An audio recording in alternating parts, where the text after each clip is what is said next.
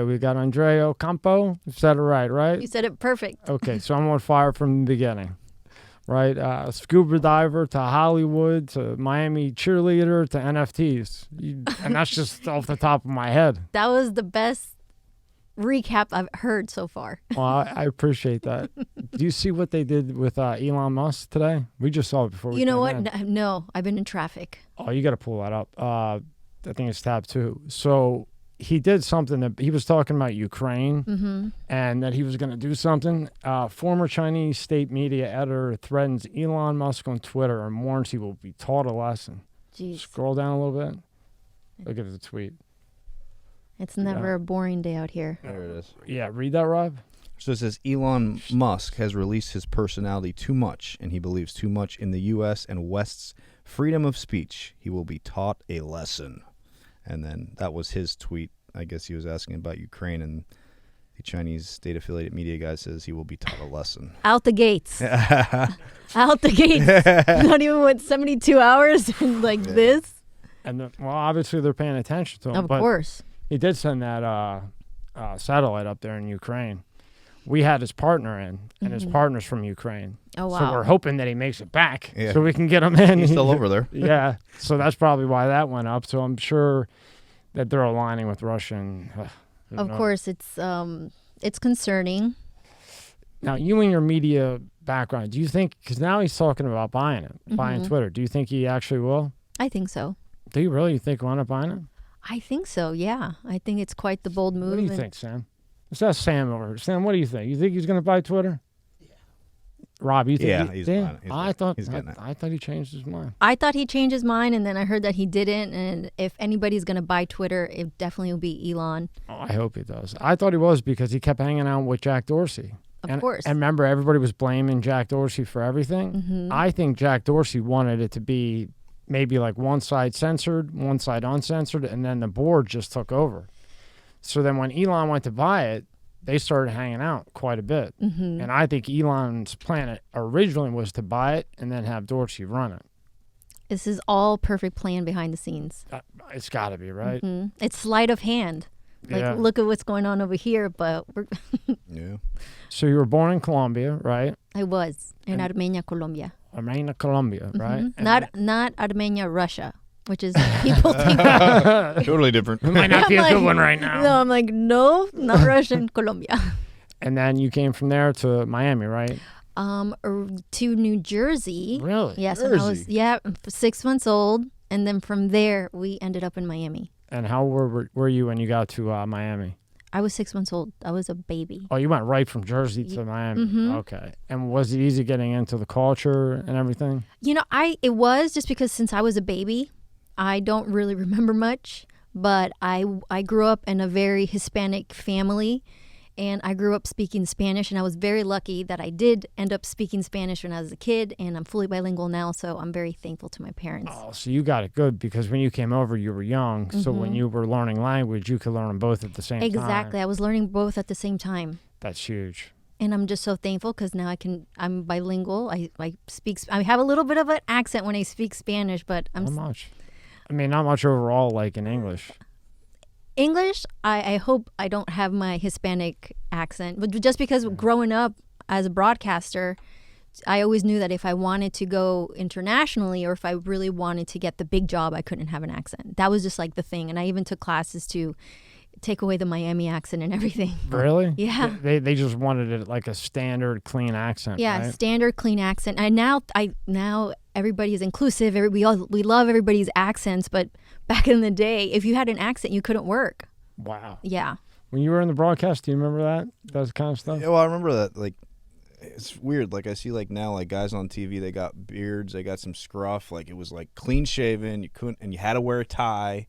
It was a standard. Yeah, now they like got no ties, a little looser. They got facial hair. I'm like, damn, it's really, you got loose. Yeah. Yes. Yeah. Well, look at Geraldo. He's still got it. Yeah, he's still got it, his bow tie mustache. Geraldo's the OG. He's still around. I mean, I remember growing up and watching Geraldo. I was like, one day I want to be like Geraldo. Yeah, love him or hate him, he's the OG. Absolutely. And you know what? To have a career in the industry for that long, Yeah. Oh, man. I We mean, know it's how been- hard that is. It's been how long? My friend, I've had the same barber for a while, and his father finally got over from Cuba. It took him like 7 years. When he had come over to cut my hair, and I gave him a Diet Coke or a Coke from America. He was so happy, and it was so interesting to see someone. He wasn't, he's older. He's like 70. But it's really bad in Cuba. And when he came over, you could just see, like, U.S. versus Cuba. So when you think it's so bad here, then you run into someone like him who just came from Cuba that's a mess over there. I mean, the stories that you hear, it's crazy. It's really going is. on now, yeah. And he was It's still, and he was so grateful to be in America. He was happy with a freezer pop. of course, I'm there's serious. just a lot of appreciation when you hear their stories. Now, you go to school and everything else. How do you end up with the Miami Dolphins? What kind of moves were you pulling to pull that one off? You know what? I don't want to say it was a complete accident, but growing up, I always wanted to be a dancer. My mom was always worried. I mean, I wanted to be a journalist, and I just had a passion for dance. So my mother was like, you need to go to college. But I'm like, I also want to dance. So let's say around 17 or 16, 17, we would be these dancers in Broward County here in Fort Lauderdale in Miami. We would always go to these dance studios, and we would learn hip hop and jazz and all the dances. And when you would become of age, we would all start to audition for the Miami Heat, the Miami Dolphins. But it was more of a culture down here. If you wanted to dance, you just wanted to completely audition for music videos, for all the things. And when I was turning 18, 19, I started to audition. But I started to audition because that's what just all the dancers were doing if you wanted to get better. My first audition, it was like I was 17, turning 18. I auditioned for the Miami Heat. What song? What song did you guys do? It's like this rock and roll song. I forgot the name, but every time I was going to say New Sync, Backstreet Boys, whoever. Close, but it was one of those like top 40 songs. I made it to the finals with the Miami Heat, and it was a big deal back then. And I didn't know that it was such a big deal. I think when you're that young, you're just happy that you're a part of something. And I made it to the finals. I didn't make it to the team, but I was like, number one, that was hard. Number two, that was so cool. And number three, it was like, where is the next audition? Especially at 17. Yeah. Right? And I was just happy to be around, and I had the opportunity to audition for the Miami Dolphins. It was Dan Marino's last year.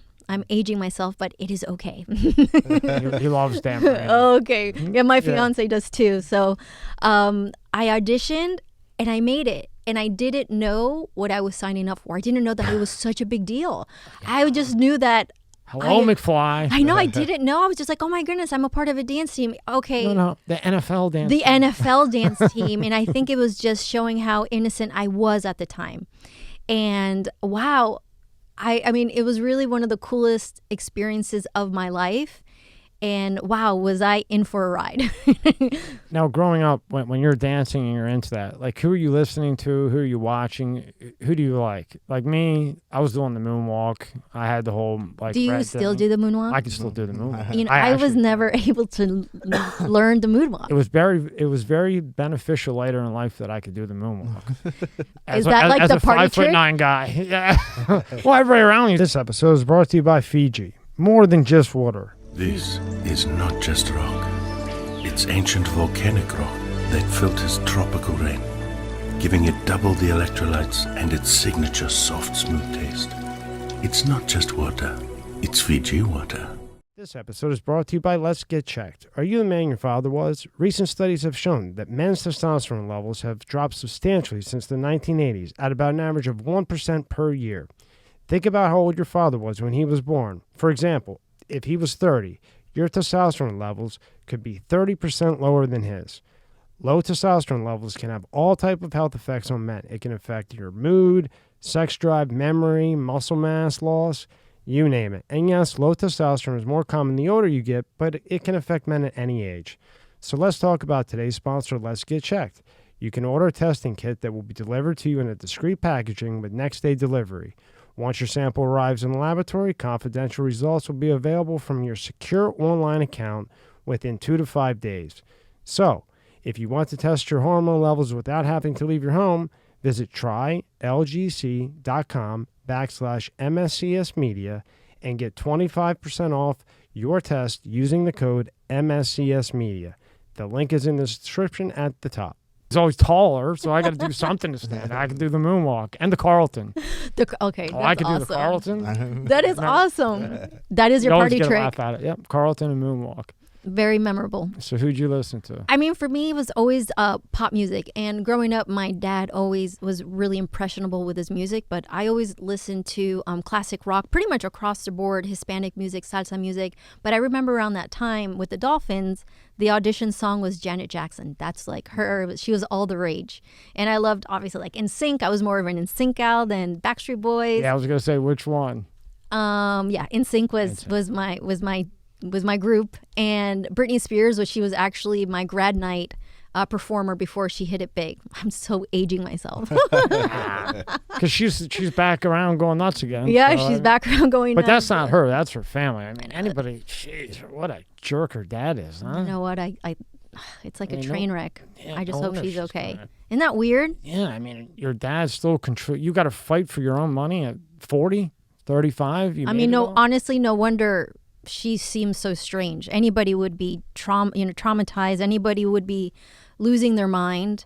It's really sad that she's become, not only a statistic, but it seems like she still has not been able to get out of whatever we're seeing. That trap, know, and the thing, and we're only hearing about the money. Oh, yeah. Imagine how much he pushed her as a young girl to get popular. And of course, and then we see her concerts now, and then like the things that we know, it's devastating to know that that poor girl is still going through it. Yeah, it's just nuts and never ends. And I think so you can't even look at her and be, for me personally, I mean, I think she's going cuckoo, but I don't look at her like she's a cuckoo nutcase. No, Something I think it's made her a cuckoo. Yeah, I think nutcase. I look at her from an empathetic standpoint. Like, I can't believe she's gone through what she's gone through, and she's still going through it. Isn't it kind of funny, especially you with broadcasting and the players, and because of everything you've been in? When these young kids, whether it's sports, they go in early, most times, how do you handle that? You're 13, 14, 15, you get an acting job, all of a sudden you're with, like our buddy Lilo, he's 15 years old, boom, Robert De Niro, boom, Denzel Washington, boom, Bruce Willis at the peak. Then all of a sudden, it kind of ends, you get around the wrong people. It's an easy spiral. And I will say that I was incredibly lucky to be incredibly grounded because of my family. I'm the only child. They're very overprotective. Which is good. Yeah, very overprotective. And to tell you the truth, with the Miami Dolphins, that's really was the first time my dad allowed me, right, to have some freedom. I mean, he had no choice, right? I was a part of an organization. That really was the opportunity that I had as a young woman to start to live life. Now, when Dad finds out that you're a cheerleader for the Miami Dolphins around the professional players that are professionals making millions, what's Dad think about that part of it? My poor dad. My parents were very proud, but I Give know him a heart attack. Yeah, they were very proud, but at the same time, it was the first time that they experienced the NFL. And a funny story, the first game that I performed at, the Miami Dolphins, remember, it's their first football game. I'm so excited to show them, I'm here. This is, an American dream. It was halftime and they left because they thought the game was over. Oh. But I could see because, they're from Colombia. So now they're in the United States NFL. Yeah, and it their was the daughter's first time, on the and I was field. in my white, shiny uniform, and I'm ready to show my choreography, and I look up in the stands, and they were nowhere to be found. Oh, boy. I know. I make fun of them to this day. You should, Yes. yeah. But I got into sports at that age, and then from there, I was like, okay, anytime I invited them to the game that I would be a reporter at or everything, I would walk them through what to expect, so they won't leave. Did you get them front row seats? Of Or course I did. Yeah. you got I good- hooked them up. Pretty But, good? Yeah, I always hooked them up very good. But I was like, please don't leave. I always made sure the mascot always, flagged them down to not leave. Now, how does that work? Is there different choreography for each game? So if they're playing, say Miami's playing Tampa this Sunday, and then 2 weeks from now there's a home game and they're playing Buffalo, which I don't think they play. I don't Bad think example. it's changed because this is just such a great system. In training camp, we would learn like 15 to 20 choreographies. And from there, it would be our dance bank, for example. So we would know these choreographies so we would have it so perfected, and it didn't matter what song would come on. I mean, we would have an idea of the music that would come on, but we would know our moves so well that rock could come on, hip hop could come on, and we would just dance the actual beat. So it was literally, if you see one finger go up, we knew exactly what song that was. We were like robots. I see. So you had kind of a, like, say, 5 standards, and then you would just listen to the beat, and if finger 2 came up, it was standard number 2, and then you would just go with the beat with whatever song. You would blink twice, and you knew what that was, the 4th dance. You just knew. I mean, that system was very good. I mean, that's why the Miami Dolphin cheerleaders have such a reputation, because we always worked our butt off, and they've kept on perfecting their craft. Now, as far as endurance, I see you girls at the games. I mean, I think that's a little underestimated as to how much endurance you need. Whew. We're tougher than the football players. We're more in shape? Yes. I believe. I mean, you guys are doing flips. You know what it is? Because it doesn't matter if you feel like you're going to die. You need to have that smile. Oh, that's right. No matter what. I mean, as a player... I mean, obviously, I'm being a little facetious because you're going to get somebody out there. Oh, she's comparing. No, guys, it's a joke. But we would be trained to sustain the weather down here in South Florida. And it doesn't matter if you're going to faint. Your job is to smile and do the choreography. So if you're dying, just make sure you smile. No, absolutely. And like, we were fine. It didn't matter if our hair extensions were falling on the ground. You are going to smile and you're going to love it, even if you feel like you're dying. Did you ever see any silicone fall out when you guys were jumping around? No, that uniform is super tight. Oh, they make sure that doesn't happen, everything right? is in place. So, like, how much training is involved prior to the season? Like, in off season, are you guys really training a lot? Yes, preparing? we definitely we trained a lot. I mean, it was just, let's see, it was a long time ago. So let me just like scratch my You could probably my eat pizza all day long, not gain a pound, right? You know what? For some people, yes. For me, no. I mean, I'm 5'2", 5'1", 5'2" on a good day. The fact that I'm so short, I eat a chicken nugget and you see it. So, us petite girls, I love pizza, but I would always have to be very careful. Mm-hmm. Now, when you're around all those players, did you get hit on a lot, or do they kind of stay away from the cheerleaders? I think it's a very personal thing. I was terrified to get in trouble. Number 1, from my parents. And number 2, it was just the rule that you could not date. And remember, I came from such a strict upbringing that if that was the rule, I could not break the rule. And I also knew that if I did want it to be taken seriously in general, because my goal was to be a broadcaster, I always had to follow the rules. And I also, for me, I had an air of you couldn't mess with me because I was terrified. Yeah. Right? And I honestly think it's just how you conduct yourself and the energy that you exude. Very professional. If I was very professional, the players were always very professional towards me. I always had very good experiences with them. I was just very lucky in my career. I mean, you had that 1 or 2 player that would try, but, who cares? You just keep it moving. Right. But for the most part, because you were so professional, they didn't even bother. Of course. And then, like any other guy, you go after the weak. Let's just be honest. Exactly. I mean, when you're single, that's what you do. And I was just the insecure one. I was very focused on my career, so I just knew I couldn't mess it up. Good for you, and great upbringing. Yes, my parents, I love them so much. So right now, who's the GOAT? Quarterbacks, who's the GOAT? Right now, I'm not really following our Dolphins. I really like our new coach. That's the person I cannot take my eyes off. He reminds me of Mark Anthony. Well, maybe if you smoke a couple more packs of cigarettes, he looks maybe like Mark I know Anthony. My fiance's probably like this girl, but he's about 50 cartons away, maybe. The team has been fun to watch, and you know what it is too. We've gotten so disappointed throughout the years that I just got a little bit numb to our amazing team.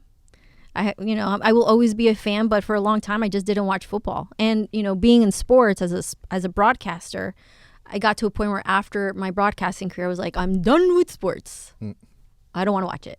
I had a tough time watching football after they did the name change and everything with the Washington Redskins and all that. I took it personally. I took it personally, and I think I've said this before. I think the Indians wanted it. They want to be part of the NFL. What are they? The Washington team or Commanders? The Commanders? The Commanders? Commanders. I thought it was the Washington team. Now the Commanders. It's just a lot to keep up with. I mean, lately, obviously, our team is doing great, but just enjoy the ride, people. Who's your favorite quarterback of all time? And it can't be Dan Marino. Why not? Because I can say Dan Marino because I actually cheered for him. Okay, I'll give you Dan Marino. But that was super cool because I didn't know how important it was until the moment was over. I was like, now you know. when I was 19, I was like, oh, I didn't know that it was such a great moment. And I think it's just a testament that we don't know that we need to be present for the great moments because we're always rushing for the future. Right. Mm-hmm. Sam, who's the best quarterback ever?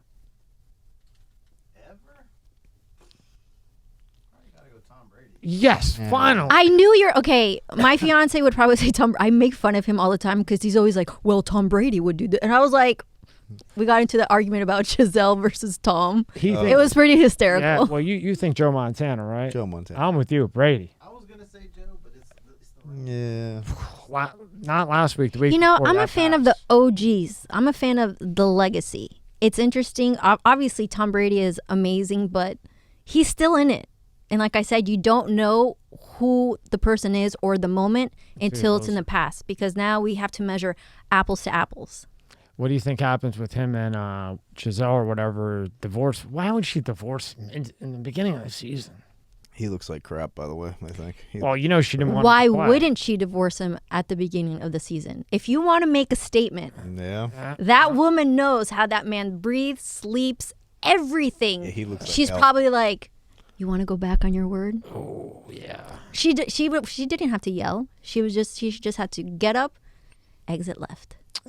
She probably got up, went to the lawyer while he went to practice, and he probably came home with a nice letter on the table. It's interesting. I read today that they said he can lose up to $200 million in the divorce settlement. Oh, $200 boy. million.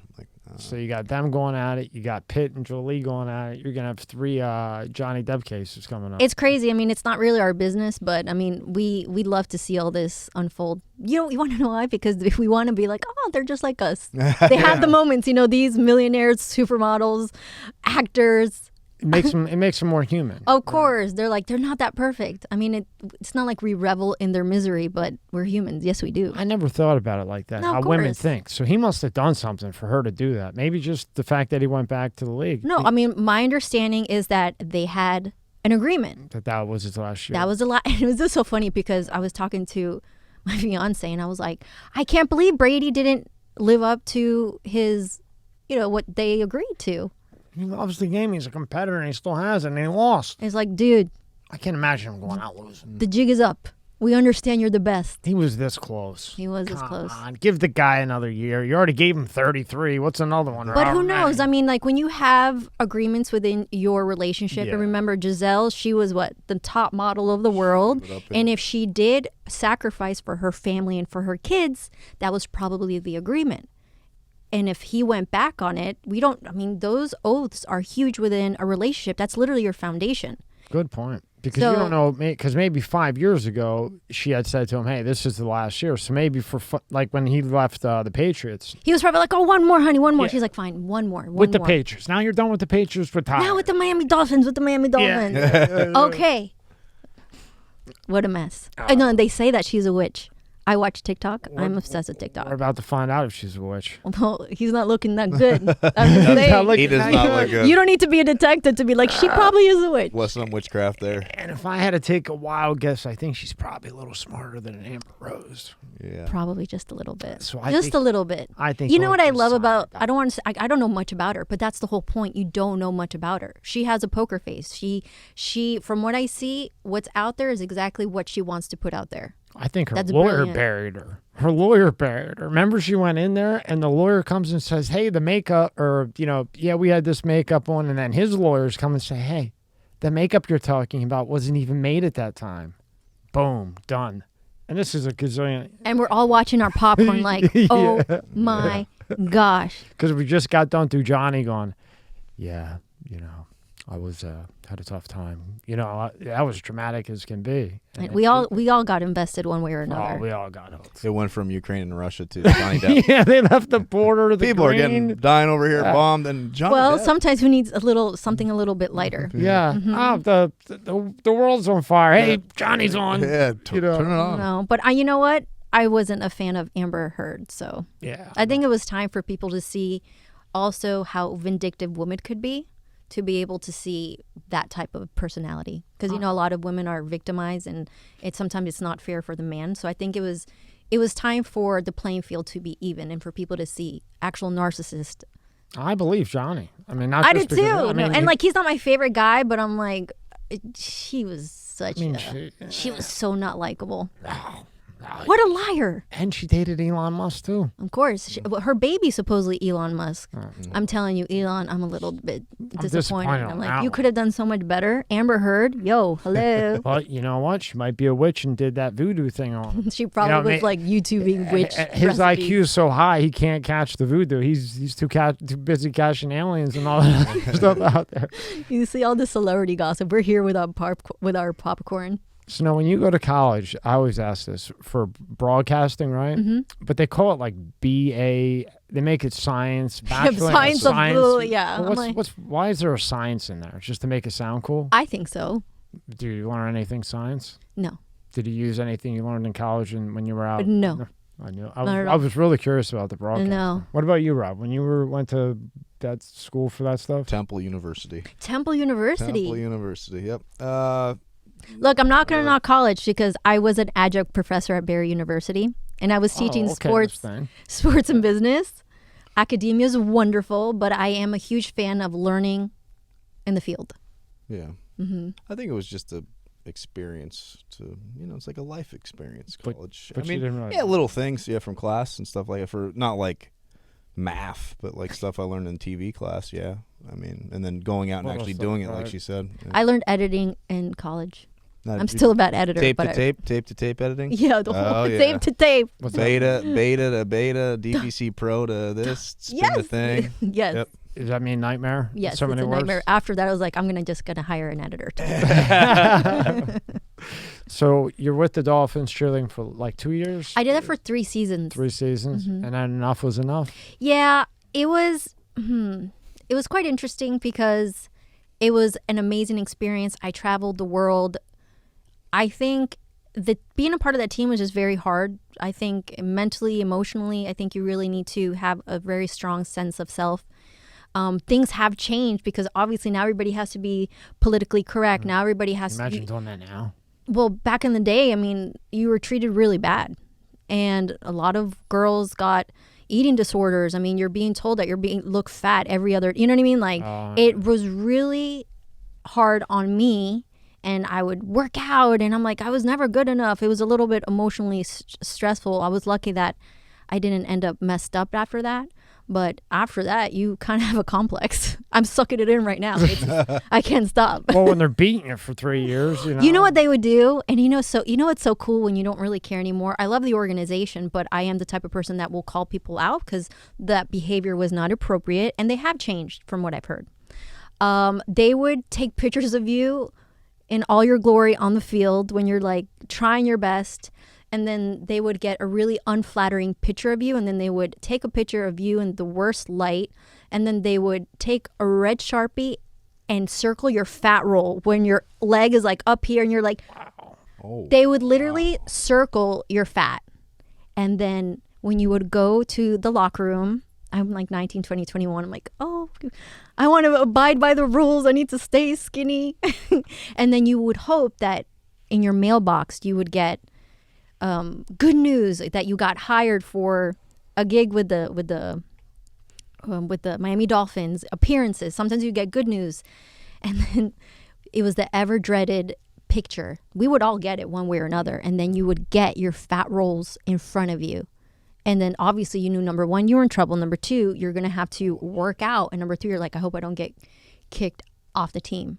Wow. Can you imagine now? Holy shit, that'd be... You know, it's so interesting. I haven't they'd all be asked. doing 10 years. They'd all be doing 10 years for bullying. I haven't asked if they still do that, but I remember just being like, I can't imagine. That's not the type of mail I wanted or expected. Mm-hmm. Yeah.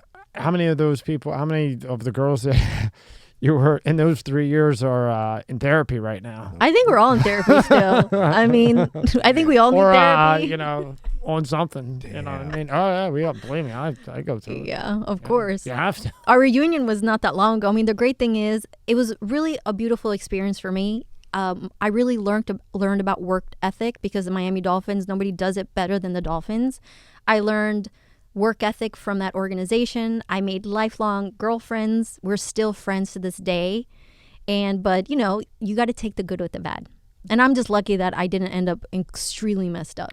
Did anybody show up at the reunion like 55 pounds, like thinking they're about to go out to do a cheerleader or anything like that? Well, I think as the reality is, as we get a little older, you know, we're happier with our life and we can eat the pizza. Right.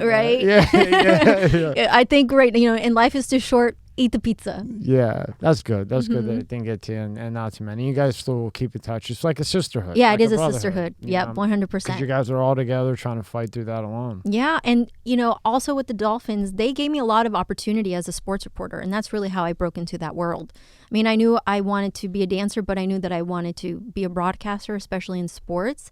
And they gave me a lot of opportunity, so I will always be thankful for the organization. I will call out bad situations that was not appropriate, but since then, from what I've heard, they have reformed. And there's bad things in every organization. And look, entertainment industry, it's very hard, you know. Yeah, so, that's cupcake work. Yeah, exactly. That, right? If they're circling your fat rolls, maybe it's not that bad. I don't know if that, I've never heard anything like that. Really? No, I've never heard that much, that in depth. Oh yeah, fat rolls and all that. That other was stuff. truth. I think the worst would be like when I worked in TV, like the reporters would get the emails from like people watching, and they'd be like, "Man, you look ugly today. Are you pregnant?" I would get a couple from of viewers those. would send emails to 100%. People are crazy. Yeah. When I worked for the Florida Panthers, I got a couple of mean people. There were always trolls, even before social media. Still on everywhere. We lost a couple pros, one quarterback and a really good player because of those stupid comments. That's why I took them off, because the trolls. Because you have to think, if let's say Gronk is going to come in here, right? He's a controversial guy. Yeah, he is. Cool as hell. Yeah, but I think he's more likable. Yeah, more likable. But still, if there's bad comments from just trolls, if you're an endorsement agent on that level, which we never thought of, do you want to send your player into that line of fire? Of course, you need to be mindful now. Right, and then, whether it's a girl or a guy, say some girl pops up and says, "Oh, he touched me," or some guy pops up and says, "Oh, he's trying to, get me in the corner." Now that hits the news. It's insane. It's so terrible nowadays. It's really terrifying, because anything that anybody says, people are going to start looking at you as, is it true or is it not? So I think you need to have a lot of emotional intelligence and a lot of discernment. And without that, you're screwed. And I totally understand it, because all the agents had agreed on both, but the endorsements had come in at the last minute. And I totally understood. I didn't even think about it like that at that time. But I mean, it's possible. You never know. You never know. And you don't want to risk your client that you're making 20% off all those Nike deals, right? Yeah. Everything is very stupid podcast. Yes, it's crazy, the world we live in now. Now, how do you shift to traveling? Like the Travel Channel and the Earth. I love the Earth television. Oh, thank you very much. Yeah. Thank you very much. The trajectory of my career, I've been very lucky. I've always been 5 steps ahead of everything. I mean, when you're in this world, you need to always be 5 steps ahead, right? Because you're as good as your last gig, right? And I just knew that I always needed to book something in order to stay relevant and also pay the rent. Right, and never get content. That will end you right then and absolutely, there. And you also have to pay the rent. And I was just always I would audition for everything. There really wasn't a gig that was too good, as I just know that in this industry, it's so little that the person that you're working with, you may be working with them 10 years from now, or even your server, they're going to be your boss later. So I would say back in the day, because things are a little bit different now with social media and TikTok, you just always needed to be auditioning. And then I just got lucky breaks for the Travel Channel and TV shows. And back in the day, it was before TikTok and the way social media is now.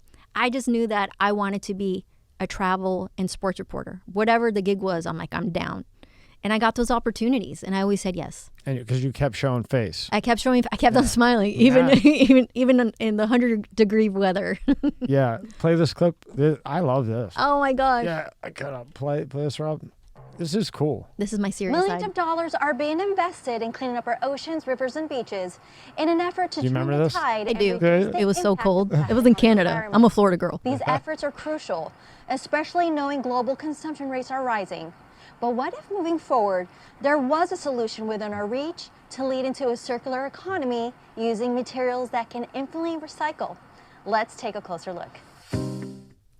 I still have that gig. Look at that right there. We'll go to that later. That's true too. It's Because when you drink out of that bottle of water, Mm-hmm. the sun melted that. You know what I Yep. mean? Fast forward that a little bit, Rob. It goes back to her, like right there, right on. Yep. You got the sound up? Plastic. Oh, yeah. From straws, bags, and takeaway boxes, the amount of plastic items we Look at just all that. once You don't realize tossed how much out is out there. is overwhelming, to say the least. It's And terrifying when we creating really problems that understand even what our we're doing. landfills don't know what to do with them. And that allows their customers like Ice River Springs in Ontario to produce all of these packages from 100% recycled material. So that means instead of going to a landfill, bottles are given new life over and over and over again, continuing to give waste diversion its place in the circular economy. So when it comes to putting an end to the seemingly endless supply of plastic being produced, That was cold. sustainability and It was cold, a little colder on that are one, huh? key in not Yes. only creating items that are more easily recycled or contain recycled content, but also in making us think a little harder about simply throwing it away and being a part of the solution. Go to I think it's the next one. Yeah, right there. Look at this. Humans consume equivalent of a credit card worth of plastic every week. Scroll down. And then people are consuming about 5 grams of plastic every week, which is equivalent to a credit card, according to analysts in wildlife, Australia. They actually do good studies out there. That equates to about 21 grams of plastic per month. That's crazy. Well, you were out there in it, right? So when that melts, there's plastic coming in there. What all did you see when you were doing that? I mean, That's- I'm very proud of this job that I have because number one, it really allowed me to work as a journalist and a TV producer. And I've been working with them for almost 4 years now. I travel the world and I interview Fortune 500 companies in what they're doing in regards to the environment. And when you really, it's just very easy to ignore the problem. And some people think it exists, some people don't. But when you're out there and doing your due diligence, you know that we have to take care of our planet and how we consume. And the fact that we're over consumers, it's scary. And just, you have to do your part. We had a guy that he studies the soil, and he was breaking down how like the soil is like a link, like a bunch of links. And once one of those links is broken, it was trying to make it simple, Yeah. not like super complex Yeah, dirt go- yeah, terms, it's you know? But once one of those is broken, we're doomed because that soil feeds all the animals that feed the animals in the water and so on. And he was explaining in depth how close it is to breaking that link. And like you said, people just say, somebody will pick it up or... Of course, because you smells think bad. there's going to be a solution that's not you. I mean, I just think if you just do your part, we will be able to get to a greener world. I mean, like I said, I study this all the time because it's my job and it's a little concerning. But the plastic straws, I can't do. I can't do them. You know, it's just so give me strange. metal. I'll pay an extra $2. Just give me a metal straw. Plastic straws, Or not plastic. When they Oh make yeah, them paper. yeah. and They make them no, paper, and then come like you on, drink it, come and on. you're like, you eat the paper. Yeah, you eat the papers. 2 seconds. Just give me metal. I'll spend $2 more for a sterling. Well, I just think it's like all of this effort, and that's what we're doing. Yeah, right. when you We think ended about up with plastic straws. I mean, like paper straws. it, you know, they send you to Canada they'll to do a report with cameras and planes and everything else, and 10 other million people doing it. And what is all over the place? They're like, we got the answer. They'll have like Paper a- straws. the I last mean, 2 minutes, and everybody throws it out anyway. yeah, it's a little concerning. It's a little annoying. What did you notice with the Fortune 5, the big companies? Mm-hmm. What were some things that they were doing that you saw positive that maybe some others could do even in their own home?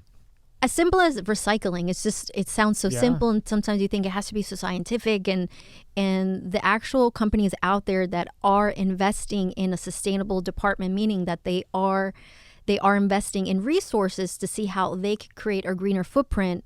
That is really what, like I said, you need to do your own part. And these companies, obviously, they have so much money. And if they can create a department where they can figure out how they can become a part of the solution, I think that's where you need to start. And I always say, it sounds so simple, but then do the simple stuff. You don't have to do the most complicated stuff. But these companies I tip my hat off to them, the companies that I do interview, because there's some companies doing some amazing work out there, just even by recycling and understanding what a circular economy is. I actually get to go to London in November. Oh, congratulations. Yeah, so it's just really great to be able to interview the companies that are doing their part. And I'm not a doom and gloom person. I am an optimistic person, and it's just great to be able to bring these stories to life, because there are people and organizations that really care about our planet and the little things that they can do to make a big difference. See, I always thought I would put it in the little yellow thing and the blue thing, but then they would only come once a month, right? So it used to be a can, like where I could throw for the week or a month or whatever, and then it went to this little box, and within a week it's overflowing. And that's what's interesting, and that's where we need to do our part and talk to our city officials, because that's not going to cut it, and that's where we need to do our due diligence. Not somebody else is not going to create the solution for you. You see that was such a small, that's a small situation, but it's causing a really big problem. But what can you do? It's huge, because my whole neighborhood or like community, they don't even put them out anymore. And we all were. I was having the same problem in Miami. I threw it in, and it would pile up, and I was just, okay, I'm not gonna have this all over my yard. Blows over the road. Blows over the road. I go get it and throw it. Then I just. But then you think, somebody else is going to create the solution. I don't even think. I just thought, like, well, they're not going to be here for another 3 weeks. Another 3 weeks, this is going to be all over the street, and I'm going to have to pick this up every day. This ain't happening. It's going in the regular can. I know it's not good, but those are the little things. Right. The little things that we're bringing light to it, so it's 100%. Good. 100%. Thank you for bringing that up. I mean, I love this job. I'm incredibly lucky to be a part of such an awesome show. Well, thank you. And that show. And I tried to get it in quick. I know what I was just messing around. But, it is good, because that is a problem. It definitely is. So how long were you doing the Earth TV for? Because I watched 2 or 3 of them, I found. Yeah, I've been doing it now for four years. It's been a job that I've been very lucky to have for a while. It's just because we know in the broadcasting world, in order to retain a job in the space is hard sometimes, because funding gets cut. And I'm just lucky that I'm still part of the organization, and that they still give me the opportunity. And I love being a producer now. The trajectory of my career has been, I've done a lot. And my favorite thing right now is just being a producer with all my experience. I'm able to really tell the stories rather than just being a talent, which that was fun. But I think the older you get, the more autonomy, the more professional autonomy you want. Right. And you've had the experience to back it. Exactly. So now doing all these, what's the worst thing you saw? Like the plastic thing's pretty bad, but what's the worst thing you saw when you were traveling around and seeing how bad some of this stuff is? The plastic. Yeah. It's the plastic, because we think because we are always with a water bottle, and it's so easy for us. But I think for me, seeing honestly, the plastic for me was the worst thing that I've seen, and I didn't know until I really started interviewing our environmentalists and these companies that are trying to create the solution. So I think I like to drink out of. Sometimes it's not available, and I understand, but the cups, what is it? The cups out of water. The cups out of paper. There you go. Like these paper cups, like that are water bottles. Oh, really? Made out of paper. Where do you see that at? And Costco. Really? Yeah, it's like the new technology now. Well, thank goodness. You know who has a company who launched Aquaman. There you go. Aquaman, really? Aquaman, yeah. Oh, wow. Yeah, he was a partner in this environmental water company, and that was cool because it's Aquaman. And then I saw that you had done on one of the shows, you did a 30-foot dive or something. I did. I never got to scuba dive. Really? No, I want to, but I never did. My job has put me in situations that I would have never done if it was not part of the job. I did a scuba diving show. It was all about water and saving the earth, but I had to get my certification. It was a little scary because I'm a little bit claustrophobic, but I did it anyway, and it was absolutely amazing. I traveled to Belize, and I haven't done that in quite some time, but I think you really need to be passionate about it, and I'm kind of more of a scaredy cat. Well, you went to Belize. I did, and I'm afraid of heights, and I did skydiving because of the job. Oh, no way. No. Yeah. Nope. Yeah. Sam, you going skydiving anytime soon? I think so. I'm like, listen, Sam, we got a job. You're my videographer, my director. We're jumping off a plane. Oh, you're done for, buddy. You're done for. Some guy's parachute didn't open last week up north, and I'm like, nope. Just thought we let you know, Sam. Poor guy. No, I think I'm. My skydiving days are over. Yeah, I'm not ready for that one. No. Now, did you have to train to go 30 feet down? I did. I definitely had to train. I don't know anything about it. Is Yeah, that really deep? I've done 60, but look at you, big guy. not 90 though. I didn't do 90. That's You did 30, right? Yeah, and a little bit more. Yeah. Yeah. It was a long time ago though. But I think when you're younger, you're like, you feel fearless. And the older I've gotten, I'm like, now I know what the danger. Now I sound like my mom. I know what the dangers are. I would not do that again. Well, at least you did it though, right? I did. Did you see anything cool down there? Yeah, just the what's down there is just this brand new world that you could never imagine. Obviously, it's fish and coral reef, but it's the sensation of being weightless and just knowing that there is a whole new world down there. It's pretty amazing. Go to Antarctica. You'll see cities down there. I know. If you don't die trying to get down that far. But the UFOs that are going down there. Oh, God. I'm not going to go down the rabbit hole. I'm reading all about it. I'll tell you who to read. Okay, thank you. I won't go down the rabbit hole. Keep it on track here. All right. You'll tell me who to look up. I'll tell you who to look up. Yeah. So you do that. And then now when you were doing some things with hockey. Right? I was. Oh. I know. I mean, everything you could imagine. Yeah. Now, how is the fan environment? Because I read that one of the biggest things for you, which I thought was really cool, was the interaction with the fans. Like you being able to talk to the friends and see the excitement. There was a bunch of articles I read that everything was about the fans.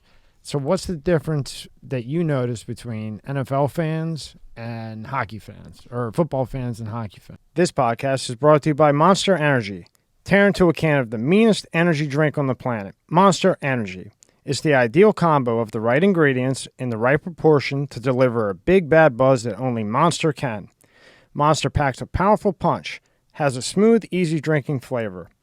Athletes, musicians, co-eds, road warriors, metalheads, geeks, hipsters, and bikers dig it. You will too.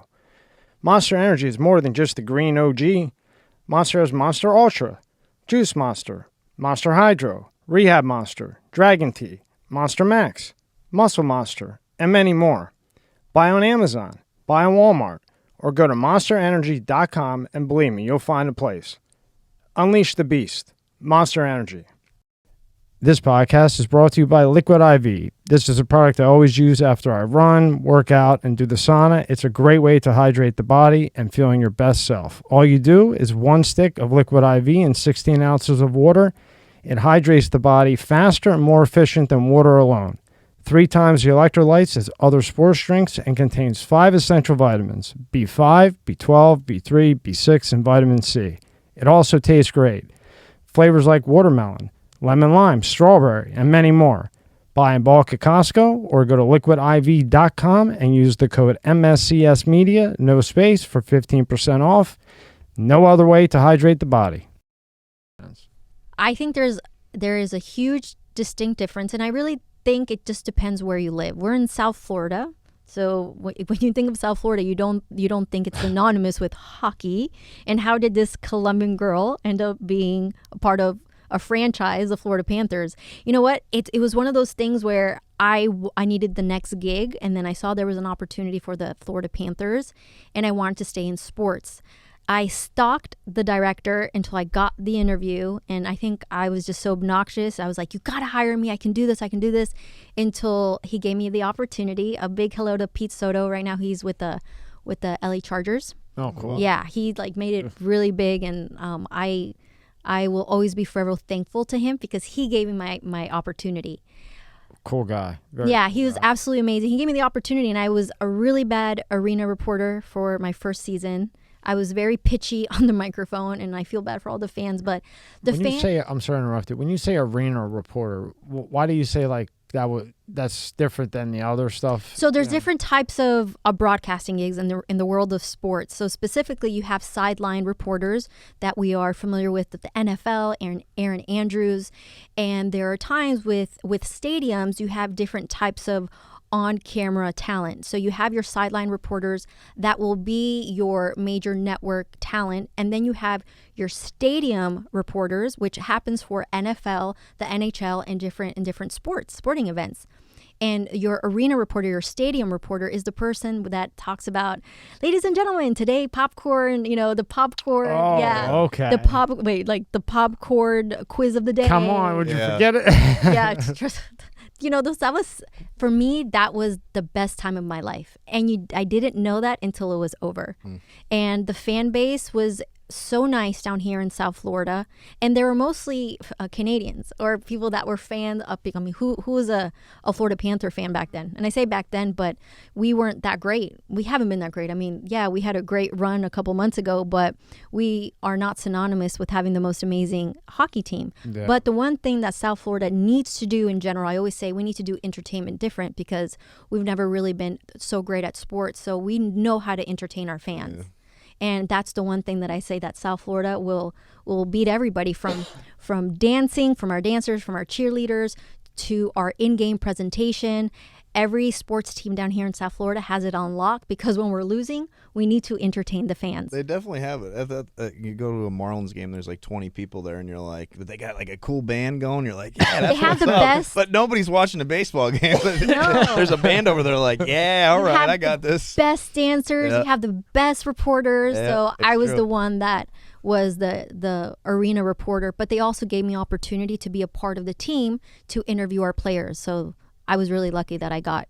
That's a tough sport. Hockey's a tough sport. Whoa! Now I got a random question for you. So you did interviewing in the locker room? Yes.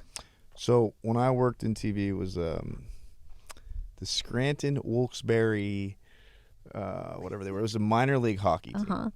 So I went in the locker room. I was the photog, the cameraman. Yes. And I went in the locker room with a female reporter, and one of the male hockey players purposely walked out from the shower with nothing on, because he knew there was a woman there. Have you ever had any experiences where guys did that? Athletes, you don't have to mention names. Oh no, of course. And I'm always very open, but I've always been so lucky.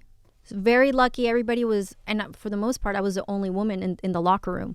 And especially with the Florida Panthers, I mean, little by little, you would see another female, but I was always just 5 steps ahead, meaning like I was prepared if that were to happen. Yep. And I don't care. I mean, you're in that life. I'm in that life. Should expect it. Of course. And I always knew that I needed to always prove myself. I always needed to prove that I could handle myself. So even if the weirdest thing happened, I would always just have a straight face. And I always knew that I had to prove myself. So, if a penis is hanging out, I didn't care. You kept professional. Of course, I couldn't react even to the weird moments. I couldn't react, and nor did I care. Right, because and I think it's just funny like because people always would see if your poker face. Yeah. And I'm like, I don't like, these people had no idea that I did not care, right? And people want to see you fall or fail, but you have, I don't know, it was just such in the zone that nobody can get to me. So I always thought of hockey as like country and NASCAR. Yes. Those fans go no matter where it is. Listen. That if you can be a country singer or whatever, if I could sing country, I'd be the first guy out, because you got fans forever and you make a ton on tour. You do, and they're still my fans, and they're my friends, and they've followed my journey even till now. So hockey is like that, right? Yes, 100%. I thought it was like die hard. These are stick with die hard forever. I mean, people still message me for my birthday. They follow my career. They know the name of my family, and not in a creepy way. Like I said, I've always was very lucky. I mean, you get a creepy person here and there, but that fan base, the Florida Panthers fan base, they're actually my family. They're the reason why I had a career. They're the reason why I kept on getting opportunities. I was invested in them because I knew I couldn't get to where I was if it wasn't for them. And that literally was in the time of social media, before social media became like the biggest thing. I knew that I needed to be invested in them, and they would be invested in you. When I saw hockey, I was thinking in my head, I bet that was huge for your portfolio. It was literally the reason why I had a sports career, because after that, I got a lot of opportunities. The Florida Panthers organization, they allow me to do everything that I wanted, anything from a producer standpoint, and they just gave me the freedom to run with all of my ideas. And Pete and that organization, they gave me the chance. And it doesn't, like I always say, it doesn't matter of all the no's that you get. It just really comes down to that one yes, and that one yes can make all the difference. And with the Panthers, that's what happened to me. And that was the best time of my life. I don't think I think that was the best, in regards to my career. That's so cool. Yeah. Him and I are from Philly, so we were big Flyer fans. Oh, Flyer. I love Flyer fans. Oh, yeah, when it was Flyers, everybody in Philadelphia had big Flyer hockey shirts. Everybody was just great in hockey. It didn't matter if it was the opposing team, because the opposing team, their fan base was a lot bigger than the Panthers. And right, Rob, a lot of years we were like one in... Like, yeah, they haven't been very good but it would be packed. It would be We'd packed. be 1 in 20. Yeah. It'd be packed. Every game in the yeah. Flyers. Yeah. So when I saw hockey, you know, and then I noticed NASCAR, you know, like people like Tony Stewart, still popular as could be. It's crazy because I actually also covered motorsports. So I went, I traveled the U.S. covering motorsports. That's also an amazing fan base. They will follow you to the end. Now, you got into the Panthers by hounding, basically. Yes. Right? So, and you're a female, so it's even harder. Not being sexist, just Oh, real. no, it's true. Yeah, I mean, right. just... So for a female or even a male trying to get in, is it okay to just keep blasting them with emails? Like, come on, take a look at, like, when do you stop trying to annoy them? I think you need to have discernment. I think back then I just knew that I needed my opportunity. I didn't care at that point if I was annoying. I think now you need to have a balance. I think now you need to be just mindful of how obnoxious you are. If you have an angle, definitely be gracious and reach out to people, but don't be obnoxious. I think you just need to have a balance of everything. So maybe like before, where like what you did, maybe every day, but with things change, maybe every week. Yes. Until you get it. Just scale it back just a little bit. And obviously don't put all of your eggs in one basket. And I mean, when you're younger, you just don't know, right? Yeah. I mean, I think now that I'm older, I'm like, oh my gosh, that's so embarrassing. Yeah, but if you wouldn't have done that, you wouldn't have. Of course, I wouldn't have achieved that opportunity. And like I said, Pete, thank you so much for that. For that one yes. Now, how do you go to motorsports? You know, so I just knew that I wanted to stay in sports because after the Florida Panthers, I got hired by the WWE. And then after WWE was after. Okay. Yeah, and then the WWE, then I did motorsports. And then after, I'm like, I think I'm done. All right, we'll go to WWE. So you're done with the Panthers, right? Yes. Okay. And then you don't want to get content. Well, the WWE sought me out when I was with the Florida Panthers. Oh. They were looking for a Hispanic bilingual host. And since the industry is so little, you know, they're like, you need to speak to Andrea from the Florida Panthers. So it was one of those things that first, when I got word that they wanted a host, I was not interested because I was like, WWE? Yeah. I didn't see myself being a host for the WWE. I have to be honest with you, that one threw me off. You know what? It threw my mother off too.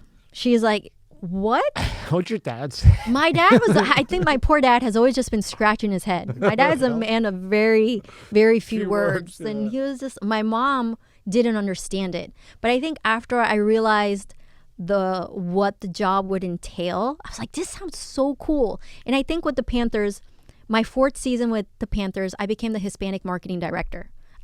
Huge. It was a great opportunity, but I think at that point I accomplished everything that I could accomplish in that organization. And then I was like, I need to do something different. Now, how does somebody know that? Like, how do you know in your mind, like, you've accomplished everything you could?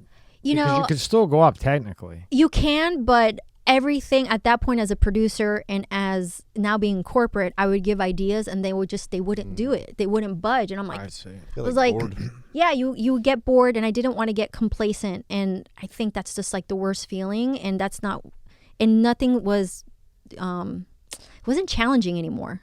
And I was like, and I was just itching to do something. Because a lot of people get stuck. You know, and that's why I asked you. And that's why I wanted to know, like, how do you know when? Okay, but now if you're bugging and you're throwing ideas and you're supposed to have some of the juice to be listened to and none of the ideas are being listened to. Yeah, you're like, at some my point, ideas, like, yeah, you get bored, you get complacent, your ideas are just being like, and then I just think you always have to just know when it's time to exit. I always like to leave a party when it's still up here, and I always had a fear that I don't want to peak or people know like, you got to get her out of here, or people are just to be tired. And I always had that. And you know what? It's also, and I always wanted to, I was always reaching. Smarter than me. I'm the one who stays until it's at the, burning down. I'm the last one still there. That's not good. But, you know, I think it's also a double-edged sword because you're also in fear. And I always said to myself, I need to keep climbing.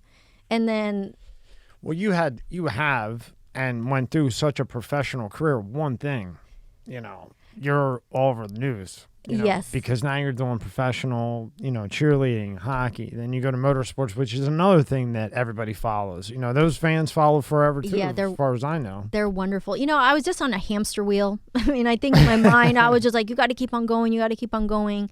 And it came with a lot of sacrifice too, because you're never there for your family. Your hockey, New Year's, Christmas, you're never there with your family. What's that, right? Yeah, and I think my personal life with my parents and just in general took a huge hit. And I think I was just in that hamster wheel. And I think us here in the U.S., we get into what does success mean to you. And I think it's important. I mean, it's our journey, but I think I needed to get really real with myself. But I was after the Panthers, I was still like, I need to keep going. Well, that's good. That's good. Yeah, until you burn out. Well, there you go. Until you burn out, right? Until huge, major life situations happen. Until you realize you're miserable. Until you realize, now the heavy stuff. Now you're like, I'm miserable. I thought this is what I wanted, and I hate my life. And you just blew 50 years of your life. Yeah, You're absolutely. sitting there alone with just stories, right? Yeah, and I was this Energizer Bunny for almost 8 years at the cost of everything. And then during the WWE, it was a really cool experience, but it was the worst experience. And that's literally when life went, not anymore, kid. We're going to have to change something up, because I was miserable. I hated working for the WWE. Really? Why? It's a tough. You were there at the best time then. I was there in a really cool time. 16 When? and 17, Monday Night Raw. Monday Night SmackDown. Raw, SmackDown. I was doing NXT. I did Monday Night NXT Raw. too, yeah. I did all the things. Look Who up were the the- big wrestlers during that time? Look up the ratings for Monday Night Raw in 2016-17. It had Sure, they were big. Yeah, it was amazing, but it's such a toxic culture. And now that it all has come out, I mean, we hear that all the time. And I'm very honest with my experience. I was very lucky with that experience, but it was a weird place. What was toxic? I don't know. I it's- watched it up until like the It's just NWA people. When it's an organization that's very thankless. Remember, it's the entertainment industry. Yeah. That's the entertainment industry, kid. What do you think? It was just a place where I wasn't treated right. Even with like the NFL, the NHL, the motorsports, I was always treated with care, and I thought things were rough with the NFL. No, like the WWE, although very few people get that type of job, it was hard. It was hard, and I hated it. What'd you have to do? Well, I was a ring announcer. A ring announcer? Yeah, Really? I was a ring Wow. announcer. Congratulations. Yeah, thank Even you though you very hated much. it, congratulations. It was amazing until it wasn't. Still Monday Night Raw. Yeah, it was You definitely could tell cool. people that. I wasn't. I was the backstage reporter. You were the front stage reporter. Yeah, the front stage reporter. And listen, I was a real reporter. As for the WWE, this is all scripted. Yeah. It's cool until it's not cool. Until you're like, I'm actually a real reporter. I'm a real producer. When they're just like, you're going to say these 4 words and you really haven't worked in 2 weeks. And you're just like behind the scenes. But I'm like, I'm a damn reporter. But that was the gig. And I was like, okay, you're just going to have to muster it up. But you're traveling every single day. These wrestlers are the most amazing athletes that you will ever meet in your life. And people don't understand this. I didn't understand until I started doing this podcast thing and had a couple in, and we had AJ's brother in. He was stage manager. Oh, cool. At one point, and him and many others of the beating that they take and the These shape that they guys. do. But you don't realize that on the outside because No. you think Everything's it's just all fake. an act and they No. know how to fall right. But if they're professional stuntmen, but imagine being a stuntman every single day for 18 hours a day and traveling and on the road. I mean, No, I let them drink. Yeah. it's crazy. I have so much admiration for these athletes, and it was really interesting because I had a front row seat to how they would train and their heart and soul that they would put in it. And then after a while, I mean, like, I'm complaining, but I like these poor guys, right? Give me a day of what you saw them when they were training. Like, what are some of the things they did? They do? would, I mean, number one, they would be at the gym almost every single day working out, and then they would practice their in-ring moves. But obviously you practice until you perfect it. But how many times does something not work? So they're banging their body over and over and over again. And it's cool because I actually I did a bump class as an in-ring or announcer. So that means I had to learn how to fall to not break my ankles or anything like that, just to make sure, because when you're a backstage reporter or whatever it was, sometimes you get in the whole fight altercation and you're in your heels or not. I mean, the whole point is to not die or fall or break something. So I had to learn how to like fall in a dress. Yeah, you only have two 700-pound guys full of muscle that are 6'6". And there were a lot of close calls, and it was terrifying, because even with NXT, I would sit by the ring, and sometimes I had the job of ding, ding, ding. It was terrifying, honestly, and I didn't know how I ended up in that job, but it was amazing. But I'm glad I was out when I was. You know what? Because ever since then, all the amazing wrestlers and a lot of people, they got the heave-ho too. So yeah, they went. I was like the first one that they said goodbye to. Who were some of the big wrestlers when you were in there? Like big stars. Was Cena there still? Cena was there. Yeah. Yeah, Cena was there. He started doing a lot of Hollywood stuff. Cena was there. I mean, I was a really huge fan of NXT, and the NXT, they went to Raw and SmackDown. Like Shinsuke Nakamura, that was just... Oh, yeah. Yeah, that was the coolest ring announcement that I've ever done. Like, that was just, for me, that was, I think, my highlight. Like, Finn Balor and Shinsuke. I'll get into wrestling, so. but that was around the time that they were still in NXT, and I was like, this is... I knew I was a part of something special, but it was challenging for me because I couldn't exercise my talent as a reporter, I was just an actor, and that's cool until it's not. Yeah, right. Did you ever meet like Vince McMahon or Stephanie? Yes, or Triple everybody H? was terrified of them. I mean, I would see Vince McMahon across the hallway, and I was like... It's like that death look? No, I was like, where do I hide? Yeah. Where do I... That's literally... That was the culture. Everybody was terrified. And I think in general, when you work in that culture, how can you be good at what you do? Yeah. You know, I mean, like, I had the simplest job, and I was messing it up because I would get so nervous, and I would screw up live tape because I got so nervous with everybody's terrified of Vince McMahon. They're going to lose their job, and that everybody was in that energy. And I was like, I only have 4 lines and I'm terrified too. Was he really that terrifying? Yes. Oh, he really was. So yeah, he was. You know what it is? It's like, I mean, I didn't grow up saying I want to be a part of the WWE, but everybody there had this dream, and now you have that dream, and now they put it on this little string. Oh, he can take it away. So really? Everybody had this energy of like being scared. Yeah, I heard he's an asshole. Yeah. You heard that too? He's not nice. Yeah, I mean, I heard he's an asshole. Everybody has their own experience. He wasn't mean to me, but the energy was just toxic. I just didn't belong there. But I'm glad that I had the opportunity. And then you did what? The Profile series? And then you did another one. The Profile series won an award? You know, the Profile series was my day as a research director in the world of corporate, but that was still in the world of television. I did that before the Florida Panthers. I did a lot. Remember, you have to gig it up. You have to be 5 steps. How do I stay relevant? How do I pay for my rent? Where can I audition? Keep on smiling. Now, when you're doing like live TV or anything live, when you mess up or you can't hear, keep going. How do you handle it? You just keep going. You just keep going. You just keep going. I mean, I had my process with the Florida Panthers. They set you up for success. And like, even I have my own technique when I do anything live. I'm like, okay, this is what I say if I think I go blank. But with the WWE, I bombed that. Bad? Oh yeah, I bombed it so bad that Vince was like, I think he hated me because I obviously bombed it. Do you remember what you did that you bombed? I did. I had a segment with AJ Styles on SmackDown. Oh boy. And this is the thing about WWE. Like, remember, they give you your lines, and you are practicing your lines, and they give you your lines, and like, this is what you need to ask AJ Styles. And then I read it, and I'm like, this is not English. I would never speak like this in my life. Even if I were to ad-lib anything, if I were to say or move a word around, they would hate it. Wow. So I think every moment that, I mean, they didn't like me. So if I like blinked the wrong way, they're like, cut.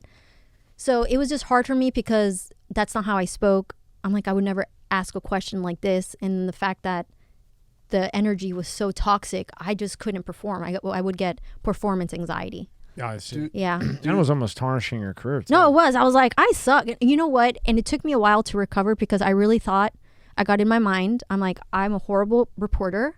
I don't have talent, because you get into that bubble. Well, how can you not? You're doing it every day. You're doing it every day. Beat down You have constantly. that one moment you finally got airtime that you haven't been on TV or your job for 2 weeks. Now they gave you your opportunity. They gave you the worst script on earth. You say and they hate you. And yeah, of course, it was bad. I give a lot of credit to everybody that's there, because I couldn't survive, and I didn't. Good for and you. It's okay that I didn't, and I recovered from that. But it took me a while to recover. No, My contract did not get renewed. I had an identity crisis. I was like, because I never got fired from something. So you're like, I moved to Orlando from Miami. I mean, Miami to Orlando is not that far, but it's still a different planet. It was bad. Borderline nervous breakdown. Yeah. About to go see in That's Looney Bin. I think for me, We could do virtual from the Looney Bin. for me, that was the catalyst to my life. That's literally was like, who are you? Yeah. What are you going to do after this? Your career does not define you. And at the same time, I was going through a divorce. So a lot of things were shifting for me. Get fired with Vince McMahon and a divorce at the same time. It was. Geez, sounds like a blast. It was a lot. Can I sign up? I love talking about that moment, because it's easy to talk about people's successes and you've done all these things, but people really don't know what's going on behind the scenes. And as a reporter, or when we're on camera, we are trained to just smile. Right. People don't. I mean, remember, since I was at the Dolphins, I was like, the world was falling, and the only thing I could do was just smile. You had a paralyzed smile. Yeah, that's pretty much. I mean, even to this day, like, everything can be falling down. I'm like, it's just ingrained in me to smile with things. What's falling down right now, right? Did you see, because they say the wrestlers, right, like you're saying, they're on the road like nonstop, especially if you're one of the big time guys, Roman Reigns or any of those guys. Yeah, Roman Reigns, amazing person. Really? I had really great interviews with him. I didn't scrub with him because he was a nice guy. But like, do you see, like, because I've heard, these are just rumors you read and hear about, like, so the females are on the road too, the female wrestlers and the males, that there's a lot of like, funky business going on between the wrestlers on the road. Have you? When you say funky business, what does that mean? Sleeping with each other. I'm about to say, it's funky business. You know what? I say humans are humans. Yep. When the road is lonely. I don't know. Sounds like you're ready to rip out a country song. Road is lonely. I got my Budweiser, my guitar. I mean, like, the road life. The road life, it's no different than a singer. It's no different than an artist. When the road is lone, what happens? I don't know. You are faced with a lot of decisions. Yep. Okay, then. I should write a book. You should. But you know what? I also don't like to kiss and tell. It's just like, at the same time, it's not my story to tell. You know? I just knew that it was incredibly lonely. I hated every moment of it. And I sucked when I was on camera. And I'm glad that I got out of that world. And you got a good experience, because finally I did. You failed or got kicked. No, or of course. whatever. And you know what? I said to myself, I will never have a corporation or an entity have so much control of my life. After that, I was just like, never again. I'm going to launch my business. I'm always going to have my professional autonomy. That's literally after that, I launched my company. And that turned into where Thank you, Vince now. McMahon. Now I'm thriving, and it's because of you, but I had to eat a lot of crap. I know I'm going back, but I have to bring. So Please, you did Florida Fine Cars, right? Oh my gosh, Florida Fine Cars. That would be kind of fun. That was fun for a little bit, right? You know, it was the gig life, and at the time, I was my first year for the Florida Panthers, but I was only part-time. So I needed to still pay rent. I got a job in radio as a morning traffic reporter, and I got a job at Florida Fine Cars, and then I got a job at Florida Panthers all at the same time. Remember, they were part-time, so I said to myself, if I combine all of these, I can pay for my rent. No wonder you went through a divorce. No offense. No, exactly. And I wasn't sleeping. But in my mind, I'm like, this is the break that I needed with the Florida Panthers. I was getting up at 3 o'clock in the morning. I was the worst traffic reporter on earth. I was like 95 is backed up. That's all I could say. Because our system would get frozen, and I was like, I would just make up traffic. Oh, I thought you were in like a helicopter. No. Oh, you didn't get to go up in the helicopter? I didn't. Oh, that sucks. No. Oh, I There's thought you were in the software for that. helicopter and everything else. No. There's software for that now. You see what's going on. But I didn't sleep for a while, and we actually need sleep. So, like, during that time period, how many hours of sleep were you getting a night? Probably like 4. 4 a night? 4. Mm-hmm. It was bad. I would take cat naps in my car. Remember, in the world of broadcast, you're like, I need my big break, and that's literally what I was doing to get the big break. I remember, Rob, you were telling me you would get called 3 a.m., 2 a.m. 1 a.m. for a 3:30 a.m. shift. Yeah. There's breaking news, and you have to go. And you just It's like, go. You just do it. Yeah. The news life. Yeah. How long did you last in it again, Rob? 10 years. Then, Wow, 10 years? Yeah. Finally decided. I don't know. What was it, Fox, NBC? Fox and NBC up north, and then down here, NBC. I missed some things about it, like covering hurricanes, actually, surprisingly. I loved it. Yeah. Like, I missed that adrenaline rush. Like, it's an adrenaline rush. I never did that, but I tip my hat off to you. But other than that, As you see him saying, I did 10 years, right? yeah, glad I got out. So with the motorsports, tell me about that, because that sounds very it interesting was so too. funny because at that time, remember, my contract for the WWE did not get renewed. And I'm like, what do I do now? And then after I cried a little bit and I regrouped, I heard that Feld Entertainment in Orlando, they were hiring for motorsports reporters. And I was like, I'll do it. So I went and I auditioned, and that is Feld Entertainment. They house the Bigfoot monster trucks. So they have a whole division of motorsports. I got the job, and it was really hard because I traveled the U.S. I had to learn motorsports. I was not a very good reporter. The great thing is with all the engine, the sound of the engine, you couldn't hear me. So I was like, this is great. So it worked out perfect. Yeah, I'm like, I was like, I had my, I was bad. Did you enjoy watching it though? I definitely did. The fan base was amazing. It was really hard because we would go to very, very cold locations. And I am not a cold gal. So it challenged you. Very, very, very hard. Yeah. So I always wanted to know this. So when you're commentating on motorsports or NFL, how do these guys know every name every week? Is that memorized throughout the week? You know what? The teleprompter. Give me the secret. I work Microdosing mushrooms. it's so interesting that I'm bringing this up. Well, with the WWE, I really got an inside look at these people that were so passionate about the sport. And then I remember working with Vic Travaglianti. I think he's still with the organization WWE. But the whole point, I saw somebody that was so passionate about the sport, and he used to do football. They just love it so much. And obviously for any type of job that you have, you need to prepare. It is just innate. And if I could learn it from a memorization standpoint, I have a great memory, and I'm a good actress. So that's how I got into sports. But when I started to love it, it was hard not to be a part of it. And it was hard not to learn everything because you're engulfed in it. You are invested in these players. You are invested in the sport. You're invested in the story. So, and I brought him up just because I saw his passion for wrestling to the point where I was like, I never met somebody that was so good at the sport, because you know everything. They live and breathe it, and it's really cool to see a master at their craft. But I mean, like a guy like Greg Gumbel. You'll see him on a Friday. He'll do tennis. And then Saturday he'll do college football. Sunday he'll do NFL. Monday he'll be doing golfing, a huge golfing, and knows every name. Who's next? You know what? They don't have a teleprompter. Some of them do when you're on location. Obviously, when you have the crew and when you're doing live feeds, you have your strong intros, you have your sponsorships. But I think when you are at the highest level of that world, it just comes innate, and you know your craft. I mean, I even covered the U.S. Open. Really? I covered the here in Miami. I know. It was a gig. That's cool. Yeah, it was definitely very interesting, but I had to do my due diligence and learn all these names. Oh, so you did? I did, yes. Is there any trick method into what was your method to memorize it or to remember it? Everybody has their own way. Of course, everybody has their own way. Paper. I've tried about 17,000 different ways. Of course, like pen, for me to memorize something, I have to write things down. It doesn't matter how long a script is. If I have the time, I will write everything down. And then I will read it and I will record it. And if I can drive and listen to myself, it just becomes like a song. Interesting. And highlighting it over and over and over again. Very smart. I was obsessed with being a good reporter when I was with the Florida Panthers. So I had to learn all the things. And I did everything that I could so I can memorize my script. And then from there, it just became like second nature. Wow.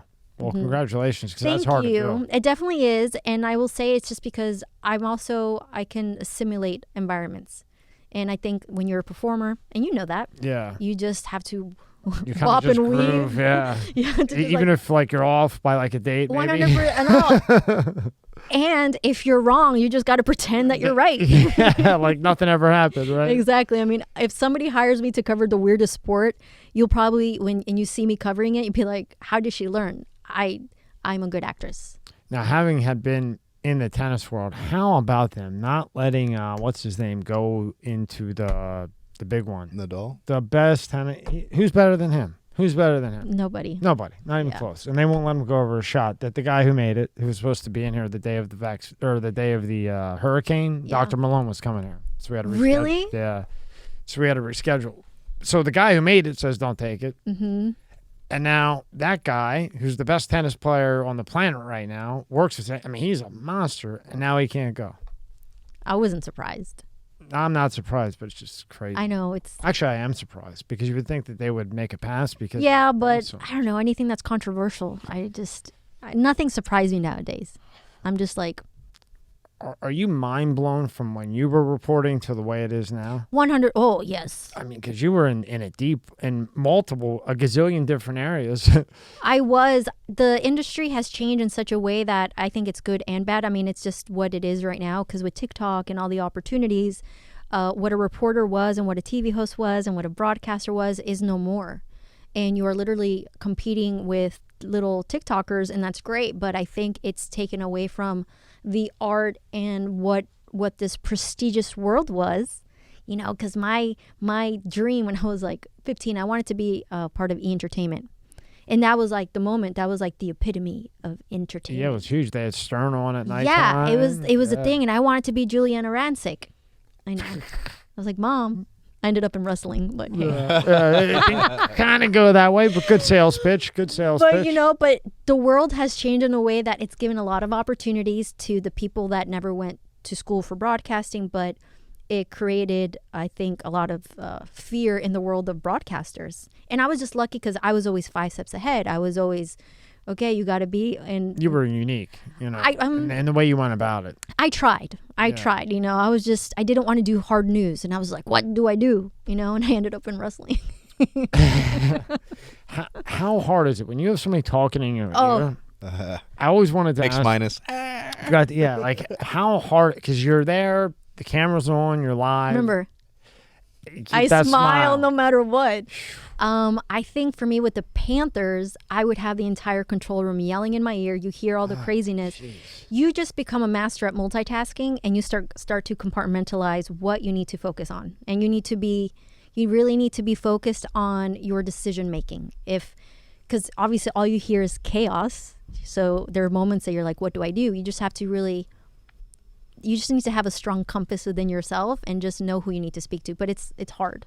So like those guys on Fox and CNN and all that, especially the morning ones, They're like stoic. they got the thing in their ear. They got so much You'll see makeup them- on because they're at 3 a.m. Well, you'll see it. 2 a.m. You'll see it sometimes. They'll be like, because they're getting like Yeah. all this noise in their ears. Sometimes they're hearing themselves as they're trying to talk. So they'll be like, you'll see them pull it out. They'll Yeah. pull it Yeah, out of their sometimes ear 'cause they're sometimes like, I would pull it out. I was like, Yeah. I'm just gonna wing it. I'm just gonna go with my instincts. And at the moment when I was doing that, I'm like, I have this handled. Or I was prepared to face the consequences because I couldn't deal with that. I just always seen Bill Hammer. Oh, yeah, on yeah, in yeah. the morning. When I was a kid, it was always on, and even now that guy isn't aged ever. Whenever he's on, I like that cocktail. I know. I want all the things, please. He hasn't aged a bit, Yeah. that guy. But I would see him with the ear thing, and he would always be adjusting it. You know, and they tell him, course. you got Take it 10 up. seconds. You got, Yeah, all the right, countdown. shortcut. Well, that- Hey, do you think China's going to blow up? Shortcut, hard break, got to go. Yep. I can't stand it. You can't. I think they you just get immune to it, and you just know that's just part of the gig. And you have to go to commercial break. So if you don't, you're going to commercial break either way. If Yeah. you're talking, they go to commercial break. Sometimes, you know, it's a really good answer, and they're like, I'm so sorry, but my producer's yelling. Yeah, it's my I have to producer. I go," and, can't, you know, you just kill the guy's to answer. commercial break. Yeah. Mhm. I think the best ones, like I was watching during the hurricane, Jim Cantori's out there in Punta Gorda, and He's literally looks like he's gonna get blown down the road, and this piece of thing comes flying by, yeah, he's like hanging on, and they're like, and he's like, did you see he's like, yeah, the Wizards pick it up. All right, we're gonna go to break, and we'll see you when we come back. And you're like, what the fuck? I mean, there's a reason why Jim Cantori is who he is. You know what I mean? That? Yeah. He's going like this. He's trying. And they're like, do you need help, buddy? He's like, I got it. Yeah, he's the man. And I'm like, He gets paid to do that. Yeah. Yep. And then the other guy, he's always over there in Ukraine. He was insane, back and yeah. he went back again. I mean, well, there you go. The reporters. That's what a real reporter is, and I think that art is dying.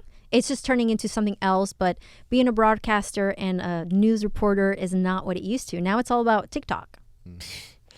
Now, just out of fucking TikTok, just out of guess, right? What do you think they're paying the guy who's in Ukraine while there's a bomb going off right behind him? Not paying him enough. Or the guy who's grabbing onto a pole so he doesn't get blown into Fort Myers or wherever he was. What do you think they're paying him? Just wild guess. Maybe like, I don't know, $300,000 a year. I don't know. At least he's beating Stuttering John from Howard Stern.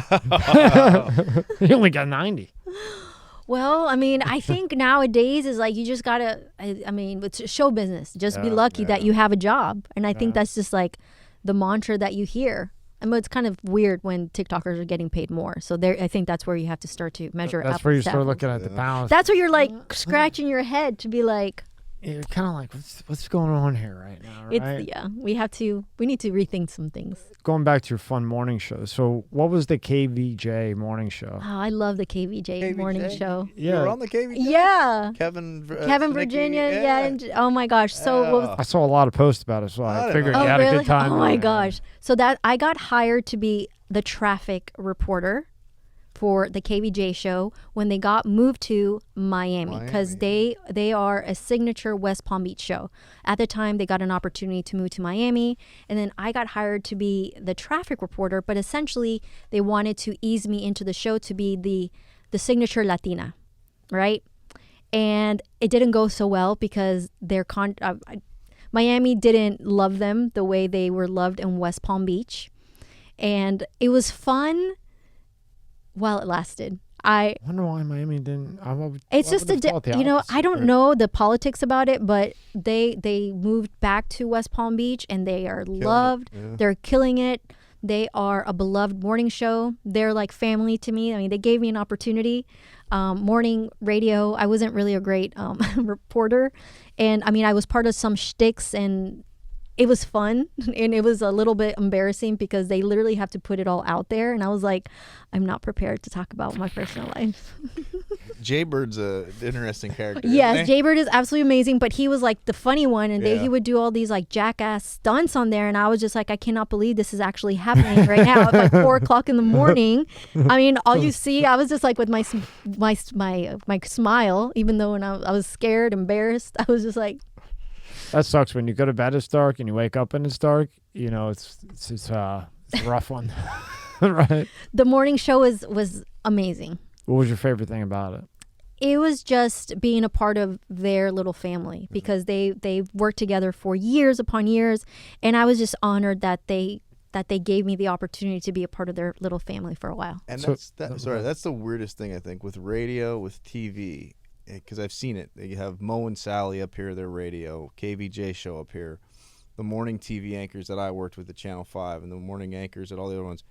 They're like, it's a family. That's what I used to always call it. And they're the longest lasting, I feel. The early crazy morning show are the longest lasting people. You see evening reporters get flipped and flopped, and dayside get flipped and flopped. Like the morning for some reason has this like, I don't know. This cult following. It is. Mm-hmm. We were taught, who told us this? That when they shoot, like, say, football, actually it was Bobby. Oh, Bobby? Yeah, so when they're shooting the football games, the basketball games, the hockey games, they're shooting in 4K, whatever. Mm-hmm. But it comes to the TV in 720, and then the TV manipulates it into whatever that TV shoots it out. I thought that was really weird. Didn't you think that was weird? Oh, you weren't here for Bobby on that one. Well, he's so great. Yeah, Bobby's been my best friend for more than 15 years. He's going to be... when I get married, he's gonna be my best man. Yeah, Bobby's like literally awesome. Like he's my best man. So you go through all this, and then you say, okay, now it's time for me to do my own thing, right? And Bobby has been there throughout this entire trajectory that we're All talking this? about. He's there, like, telling me, Andy, it's going to be okay. Andy, there's going to be another job. Andy, don't lose it. So he knows all the story. Yeah. He's, can you pull up his website? Yeah, Oh. very nice website. So what's with the ending of it? With the Webflow dot. You know what? I'm just lucky I have a website. I was just curious. Yeah, I'm just lucky I have a website. Big shout out to Anthony Travaglianti. I needed something up there, and he was nice enough to create this. Sure. Well, Webflow is like a WordPress. It's like a WordPress. Yeah. Okay. I think I just haven't paid for the real Andrea Ocampo, whatever. Like the .com. Yeah. Thing with all that. Okay. Can you take us through the site? Of course. Go back up to the top. Okay. So take us through the site. Let everybody know. So this is my website. And that's my tagline. I'm really passionate about this. My passion is telling your story. My superpower is knowing how. Just being a journalist and now being a producer, I really think you need to have a talent to tell people's story. And that's literally why I've been in the industry for quite some time, because not only can I tell my story, I'm able to tell your story, especially with my marketing company when I bring brands to life. Very, very cool. And you've worked your ass off, too. I have. No I doubt have. about that. And it's just really great because I'm so passionate about my company now, because I would never sell a service that I haven't experienced or have created myself. So anybody that I'm helping with, launch a book or building their brand, helping them with their social media, I've done it all. You've done it all. You know what that reminds me of? It reminds me of when somebody comes in and says, hey, the war on drugs is going great. Oh, really? What kind of rehabilitation is here? None. Mm-hmm. Go to Portugal. They got real. Have you ever been to Portugal? I've never been to Portugal. They have I real heard it was beautiful. Have you rehabilitation. been? No, I haven't. I just read all about it Mhm. because they legalize just about every drug. It's about every drug. It's I so was interesting. just curious to know their crime rate went down 80%. It's just maybe even higher. it's just a very different train of thought. Yeah, and I was all for it, and then I multiple people in, but over there they're more disciplined.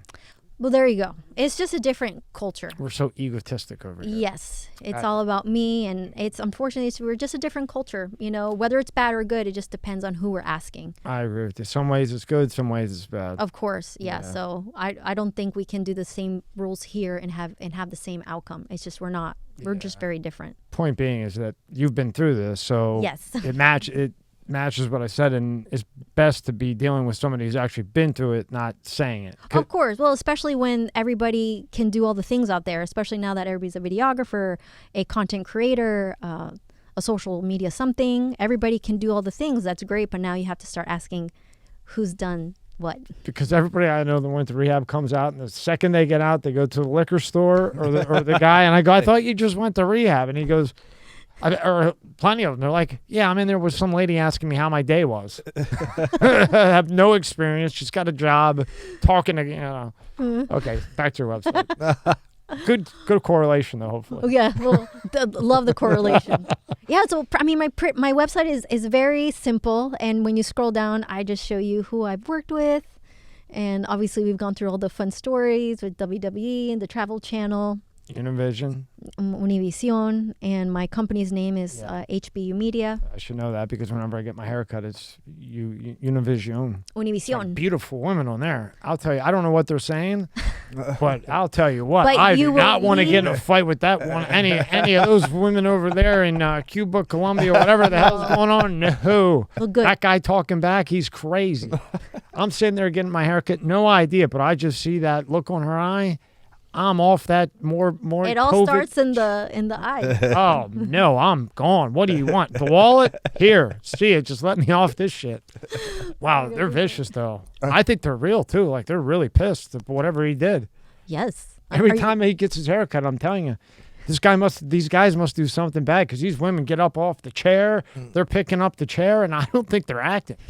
But you're keeping your channel on Univision. That's the whole point. Yeah, I am. They got That's me why on. they get high ratings. Now, if somebody wants to hire you, like up at the top it says work with work with me. Yeah, just So- contact me. It would be my pleasure that my team and I, we will reach out to see how we can best support your efforts. And what's some of the things you can do to help? Like if somebody's interested, they've watched this so far. And everybody, I know, if they're still listening.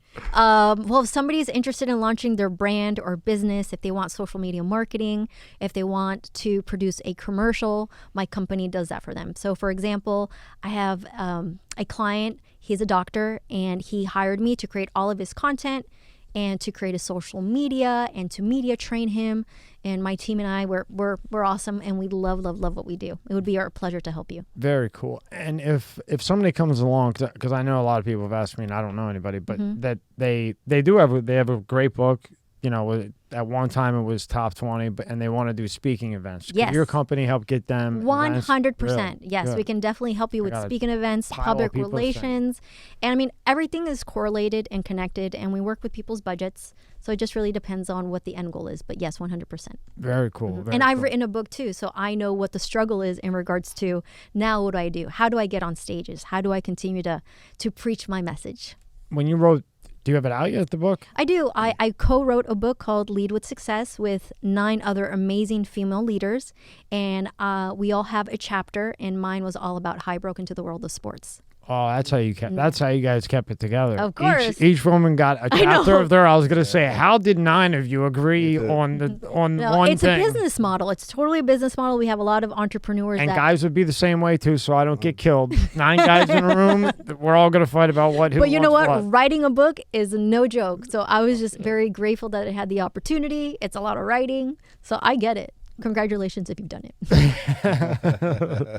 How many pages was it before they cut it down, or before you guys cut it down? You know, I don't know. I got the final script. I don't know. I wrote like 25 pages, and it had to be a little bit shorter. But Oh, really? I always ask those dumb questions because no, but it's a great question because people don't know what the process is. And Yes, some of them are like some of these guys that wrote Monsters, they were 1,000 pages, and then Yeah. others were 100. Or you hire a ghostwriter. There you Yeah. go. That's the move. Little bonus tip. If you want to be a writer, that's cool. You can hire a ghostwriter. Yeah, and have them write it properly for you. Jordan Belfort had what's the Cheech and Chong? He was in jail with Tommy Chong. And Tommy Chong and Jordan Belfort wrote Wolf of Wall Street. When they were, We know a guy who wrote a movie and didn't get much credit Mac. from that. Yeah, our buddy wrote War Dogs. Oh, I heard that story. Yeah, Matt. Yeah. Interesting, huh? Yeah, very interesting. Not quite.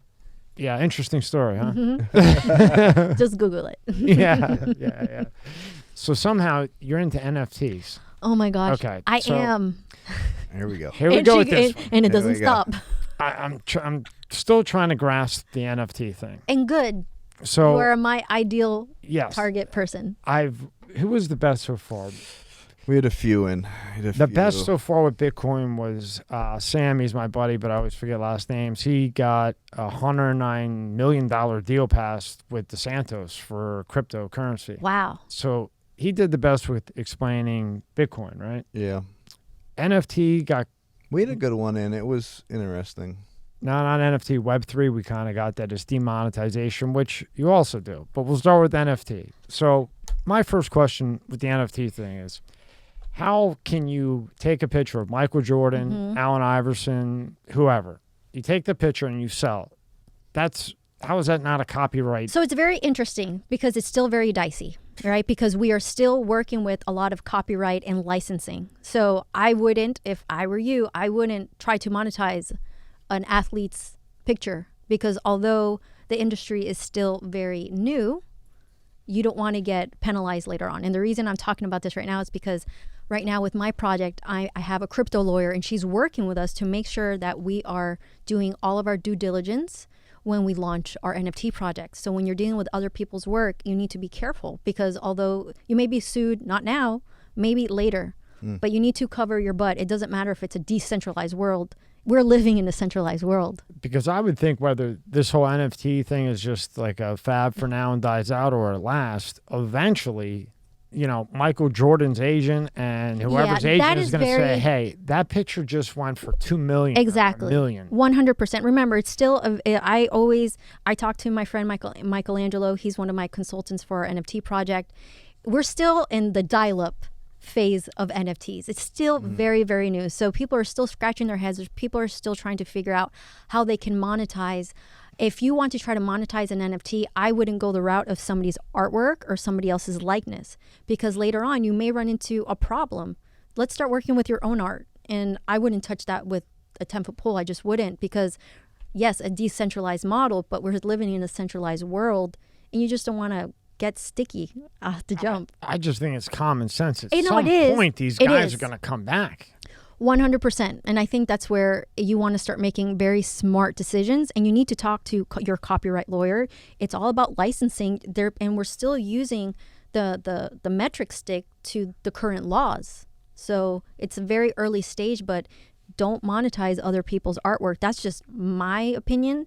And I think it's a smart. it's something. If you have, like, let's say I'm not an artist, but if I have a friend who's an artist and I had this idea already, have him draw something up and create almost like we saw the monkey thing and the different NFTs. those like I things have an go- idea. You see those? I have an idea, and I Jeez. talked with him about it. So let's say he would draw up a couple of whatever that is, get a copyright on that, Yes. and then try You need to do your due diligence, and that's the thing, and that's why our project is taking a little bit longer, because our project, it's called Goddess of the Elements.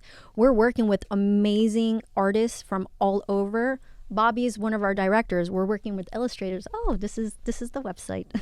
Scroll down a little bit, Rob. We'll play the preview and then we'll talk Yeah, about it? absolutely. Okay, cool.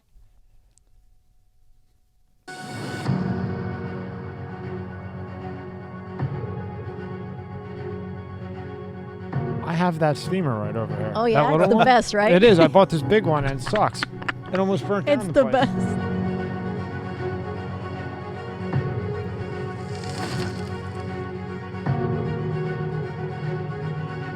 There's Bobby. Bobby V in his red camera. Yep. Or no, he's on a different camera now. Guy's a monster.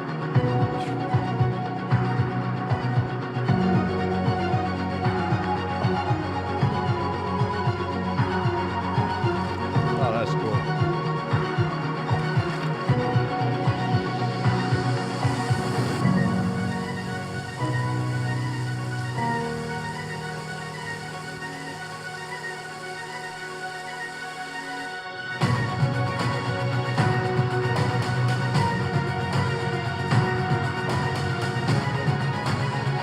And that's at goenft.io. If you're Yes. listening, you can watch it on Spotify, on there, on our Yeah, Mscs media, and thank that's you. very cool. And Thank you for showing that. I'm course. very proud of this project. I think it's going to be my life's work. It's one of the most ambitious projects that I have ever touched, and my mission is to take it from A to Z. now, how does that correlate to NFT? Isn't that crazy? Listen, if somebody told me I would be in this space a year ago, I would be like, you're absolutely crazy. I don't understand it. My fiance, he's into cryptocurrency. I didn't care. I didn't understand it. But I'm an artist first. So when I heard about NFTs, my ears perked up, and I was curious. But my marketing company got hired to do the marketing for an NFT project. And that's how I got involved. I was like, okay, it's a job. Thank you very much. And with this specific project, I created a marketing campaign for them because number one, I was like, listen, nobody knows what an NFT is, by the way. And if you want to get people to buy your NFT, we need to educate them. So I propose that we create video content educating people in Spanish and English as to NFT 101. So we did a series of 30 videos of Spanish and English. I produced it, I hosted it, and then when they were going to launch their NFT project, they had a whole library that people can, actually go through NFT 101 to actually learn. I saw an opportunity for artists to get compensated now versus when they die, right? Yeah. So that means it's an opportunity for not only a painter or an illustrator to monetize their art now versus later on. And it was just very interesting to me that a musician could do the same thing. So that literally was changing the transfer of power and creating opportunities for artists now. And that's when I was like, there's something here, and I really believe in the technology. And I said to myself, how am I going to continue to service my clients of Web3 since I'm a media company? I said to myself, I am going to launch my own NFT collection to learn the entire process from beginning to end. Let me do something small. How hard can it be? Famous last words. 8 months later. I don't know, but I'm into that trailer looked like it took a minute to do. Yes. It didn't look like a 5-minute stick right there. Let me tell you, this project morphed into the biggest thing that I've ever touched in my life, because number one, I'm surrounded by the most Bobby, number one. I'm surrounded by the most amazing artists in the world. I had this really cool idea. I was like, we're going to do something called Goddess of the Elements, Earth, Wind, Fire, and Water. We're going to do a real life photography series. And it morphed into a comic book graphic novel series concept that I've hired the most amazing artists to bring to life. And I'm in the midst of it. I'm still creating the utility. I'm still creating the actual concept, because essentially it is a business. And an NFT, everybody's like, what's the value of an NFT? And it really depends on what we value as human beings. For me, NFT is all about community and the access that you get when you purchase an NFT. So although you may be purchasing a JPEG, with our community, we're giving opportunity for them to be members of an online community that's all about education based. I'm offering Web3 education, Web2 education. I'm teaching you about advertising, marketing. Bobby is going to be one of our teachers on this website. So although it sounds a little bit complicated, my mission right now in life is to onboard people into Web3, because it is the future. Yeah. My mom is like, what? I know. Right. You're dressed like a superhero. I'm like, I know, isn't that cool? But with the NFT, because I kind of get the Web3, and then you can put the cherry on top with the Web3. Yes. But with the NFT, so like I really like Chris Brown. Yes. So Chris Brown came out with an NFT. It bombed. It bombed, Isn't that right? crazy? It was like $300 or something. Yeah. I wanted a physical something. Of course. You know, and I guess it was like $300 or something, and you would get like discounts to the tickets, or whatever. But me as a fan, I'm gonna get, I really like him, so I would. But you valued it. Well, I didn't get it. Because why? Because I'm not into. But you know what? That is okay. It's just like his offering. Okay, so my question to you would be, what would Chris Brown have to do in order for you to buy into his offering? So if I would have gotten, like, something tangible? Yeah, like, Mr. Beast? Yes. Okay, everybody knows Mr. Everybody, Beast. yeah. Okay, so like when he went on Rogan, he gave Elon an NFT, or he gave Rogan an NFT of Elon flexing. And it's right in front of his Jamie's desk, his like Rogan's Rob. So like right there on the desk, you can see it always flashing, the fucking thing. And it's Elon real small, and he slowly builds up to like Arnold Schwarzenegger. Yeah. That is cool. And then he goes back down. So even if it was just... So if Chris Brown would have created a Chris Brown bobblehead version of himself, of him doing maybe like a baby moonwalk. I would have bought it. There you go. I would have bought, like back in the day, like a baseball card, you would screw it down. Absolutely. If it was like a cool little digital thing that you screwed down, I would have paid $500, $10. 100%. And that's literally just that's up to the discretion of the person. So when I launch my NFT later on, He doesn't do it again without something else. Well, there you go. And Or he just doesn't care. You have to listen to your community. What do you find valuable? You want a bobblehead. In addition to other things. So in my mind, you listen to your community. What will they pay money for? Mike Tyson went for it. So imagine if Mike Tyson, How much he probably made on that? He launches an NFT. That NFT comes with a bobblehead.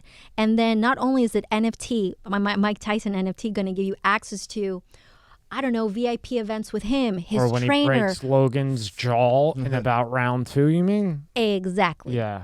So I would buy it in a second. That's an NFT. It's just the access that you give it. But as the creator of an NFT, you need to figure out, what does your community value? I value education. Education is forever. I want to be able to, and you know what? After this, I will make a bobblehead of a goddess of the element. Of earth, wind, and fire, because some people like tangible stuff, and I value something tangible that I can take with me. If the NFTs were tangible, I'd be all into it. There's some that are. I would be saying, hey, can you make me this? Can you make me that? And I would have a list of guys that want them too, and your orders would be never ending. I got a random question. So, yeah. Okay, NFT. All right. You have an idea. You have a person that can draw, or is an illustrator, can do all that type of stuff. Whatever it may be. He draws or she draws it up. and we create like a library of whatever like let's just use a Chihuahua. Okay. And the Chihuahua is going to be smoking a joint on one. Oh, that's a good. Chihuahua. But they're up there. They are like that. But it has like character. It can have a hat on one, and this and another. How does it become? I guess like anything. How does it become valuable then? How does it become something where you're like, man, I can just live off this Chihuahua for a while? Like how does one? You know what, I like to break things down, because before I had all these questions. An NFT, that's like a Kickstarter campaign. People are just buying into what you are trying to build in regards to your NFT, because some people is just a digital picture, but what else is in it? That digital picture, what else does it bring? A lot of people say, does it give you access to a club? I mean, VIP access. How when you upcharge a concert ticket, it's a concept. It's just a concept, and people are making it a little bit more difficult. It just matters as to what you value. The community gives it the value. I mean, right now we're in a bear market. I think it's the best time to build, because you really see who's who. Some people are in it for the quick win. I love that I'm building now, because nobody's on your butt. Nobody's seeing, what is it going to be? People don't believe in this industry. Some people do. I think it's the future, 100%. I just think it's a very creative way to create community that's behind you. It's a Kickstarter campaign, essentially. It's just a little fancier. They're saying Web3. And do you think if you're I'm interested. Do you think me too? Us too. I'm still trying to get my grasp. Do you think if, like, let's just say, I'm going to use examples here, a TV personality, a hairdresser, a camera guy, they can create an NFT based on their job, almost like they're like through a hairdresser, create an NFT based a character, whatever, based through that industry. Those are the meetings that I'm having with clients. They're like, I'm a dentist. How can I create an NFT? I'm like, yes, you can. Essentially, you are creating a VIP opportunity for a community, and you are labeling it NFT. So if a dentist would be like, I want to create an NFT, I'll be like, okay, great. Let's figure out a cool artwork. But once you get that cool artwork, we need to make it cool. What does your community value, your patients value? Imagine if you had like free 10 dentist visits. This is just an idea. Oh my goodness. Now you're like, okay, there's value behind that. How about if in there you get an opportunity to get some veneers, some, braces. There's value behind that. So if you I should have asked you for an NFT about a year and a half ago. Shit, I paid for these. I didn't really need them done. I already had a bill. I was like, well, how much to make them all perfect? It's the future. Thanks a lot. Well, you know what? It's a good business model. That's very smart, but I still think it has to be tangible. If I went to the dentist, I think it depends on who you ask, because you value something tangible. Some people don't care about the tangibility. Some people care about the access. What access? It's hysterical. Yeah. My fiance, he loves NFTs. Thank goodness. I mean, he's the one who said we're going to go big, and I'm going to help you, and we're going to go bigger than ever. He values the rarity in an NFT. I don't care about the rarity in an NFT, meaning like if this JPEG has, it's only 2% of people have this, or you're the only person that has this red hat. He goes crazy. I'm like, well, it's like a Jordan rookie card. There you go. I don't care. I'm like, that is dumb. You don't care about the Jordan rookie card? Man. Well, okay. No. I care about what access can the Jordan rookie card is going to give me. The Jordan rookie card can give you access to about $100,000 is what it can do. Aaron Judge home run ball right now. Like yeah. $2 million. You get that ball. Well, yeah. Well, you make a perfect example. Mm-hmm. But for me, I value the access. I'm like, what cool things are we going to have access to if we have this NFT? But if you create an NFT, like if you create, again, the Chihuahua smoking the joint. You have an idea there, by the way. You better copyright that. Okay. So that idea. That would be fun. You have that, right? And is it only one?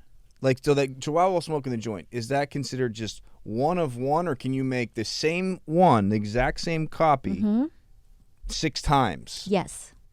You can. Yeah, so it's just very interesting because an NFT collection is not just one thing. The standard NFT collection, as we've seen, has been 10,000. But a lot of people have been scaling back. A lot of people have been doing collections of 500. You can do a one of one, which makes it rare, But obviously, if you create 10 of it, the rarity starts to go down. And I think that's what we were talking about the rarities and the rarity traits. It gets fun. I mean, honestly, it's just like Pokemon for adults. Yeah. Well, I'm with your fiance. So like these two they're called plastic cell. Yes. Right. They only make 100 of them. Mm-hmm. They come out. They're $375. You better get it quick. It takes a year and a half to get it. Mm-hmm. Once you get it, a year later, $8,000. There you go. And that's $6,000. exactly. And he's having conversations with people from his community. He's making friends with people in Italy that own the same collection of something called what's it called? Alec Monopoly. I don't know if you guys are familiar. He's an artist. My whole point, he's literally has made friends. He's talking to a friend in Italy, and they become best friends over this NFT. Not only now do we have a friend in Italy that's inviting us to go visit his it's the community aspect of Web3 is amazing. So, I would buy into, me personally, I would buy in, and would you? I would buy in. So if I go to my dentist and he says, look, I'm going to give you a little thing, not his face, maybe of one of his cars, an NFT of his cars, and it says Mitchell Jacobs, he did a good job. So I give his name. He did a good job. So there I have a physical NFT, and every time I come back, if I have this NFT and I keep up with the collection, I get 10% off. That not only is going to keep me going back to him and not another dentist on his end, I have a cool little thing that flashes or something from the 100%, but it's great because those are the things that you value. Because an NFT, when I speak to my clients, if you want to launch an NFT, there's just a couple of things that you should have. Does it give you a cool factor? Does it give you exclusivity? Does it give you community? And we all value different aspects differently. So essentially, that's literally what an NFT is. You are buying into essentially an idea, and you want to ask what type of utility access this NFT going to give you. Some people don't care about it. Some people will. I think the technology is here to stay, and I always tell my mom, it's the future. She thinks I'm nuts.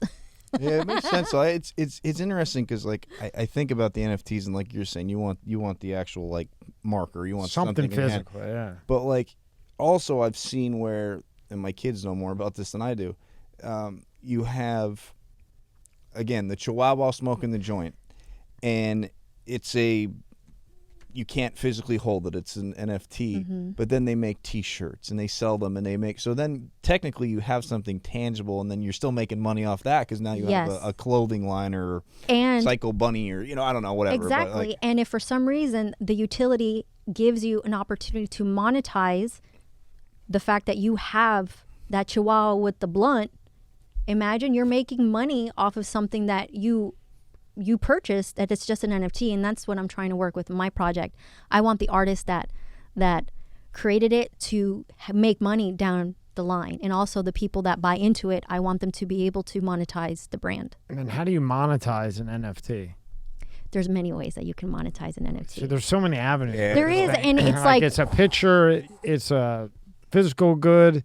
I think the thing that I got fooled for and was actually looking to buy land in China was an NFT, It's Earth.co.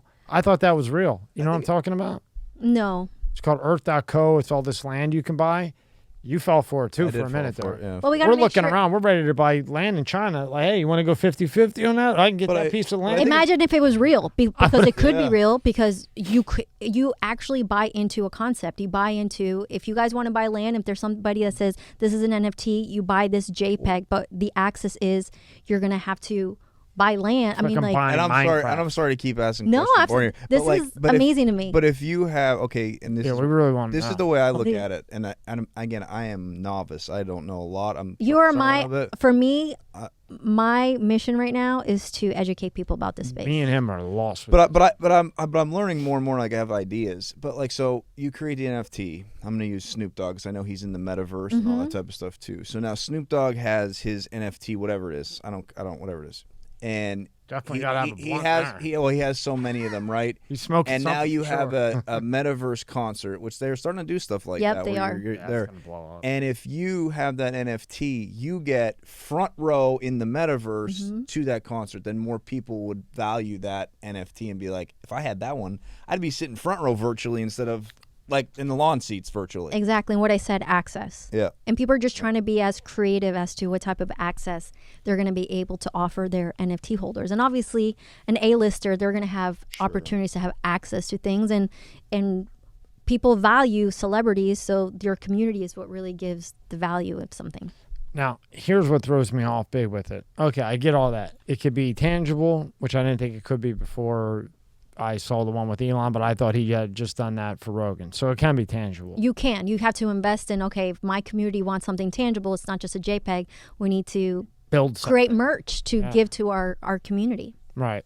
So it can be that. It can be a picture of like Mr. Beast just put up a penis with a bunch of things flying out of it. And 10 gazillion people They're bought gonna it or love whatever. it. He puts one up every day. See if you can pull him out. He puts up one a Oh day. my gosh. One's a penis. It's an NFT? Yeah. Jeez. The last one was, it was actually funny. It was Donald Trump. Donald Trump, he looks like a baby. It's like a big, heavy baby Oh my with a God. diaper on. And he's on top of like the White House or something. And then the next day he puts out Biden with like needles all over him, like all the shit they're giving him every day to know his name for 2 minutes, you know? Mm-hmm. That's it. That little, hey, stuff like that sells. But you still can only pay for it with cryptocurrency, right? Like I can't buy an NFT. Yes, you can with your credit card. I can now. Now there are Did you hear that, Rob? opportunities for you to purchase NFTs, not just with I crypto. want to make one. I don't want to buy one. I want to make Did one. you hear that? Yeah, I heard that. Yes. Wow, that's news to make my it. ears. Yes. Now that It's- changes things. Of course it does. Remember, it's the barrier of entry, and the easier that we make it on our community or the commercial market, that's just going to be easier to adopt. And remember, we're in the dial-up stage of NFTs and Web3. You're able to purchase NFTs with credit card. Has it been like that? And I haven't- Honestly, I think it's just been a recent adoption within the last 6 months because not every market is allowing that. But absolutely, if you want to be able to sell out your NFT collection, when I launch my NFT collection, we want to be able to offer opportunities for you to buy with your credit card and your money. See, that was a big thing for me. I have nothing against Bitcoin. Yes. It's just not for me. Well, this is the thing. It's also the train of thought because people are like, that's not really decentralized. And I think that's just where we are right now. People value Web3 because it's decentralized, obviously blockchain, Bitcoin, cryptocurrency. But the reality is that mass adoption is going to take a long time. I mean, imagine how long did the cell phone take? Forever. Exactly. And that's literally what blockchain is going to be. I wanted to get in early in this world because I believe in it. I have a media company, so I wanted to be the first one, and I'm still learning every single day. What's this? This Rob? is not. I can't find the Mr. Beast thing. This is actually interesting. These are the top 10 most CryptoPunk. expensive. What? Yes. So this one sold for 7.6 million. Now, Yep. who would pay? I can't like, believe it.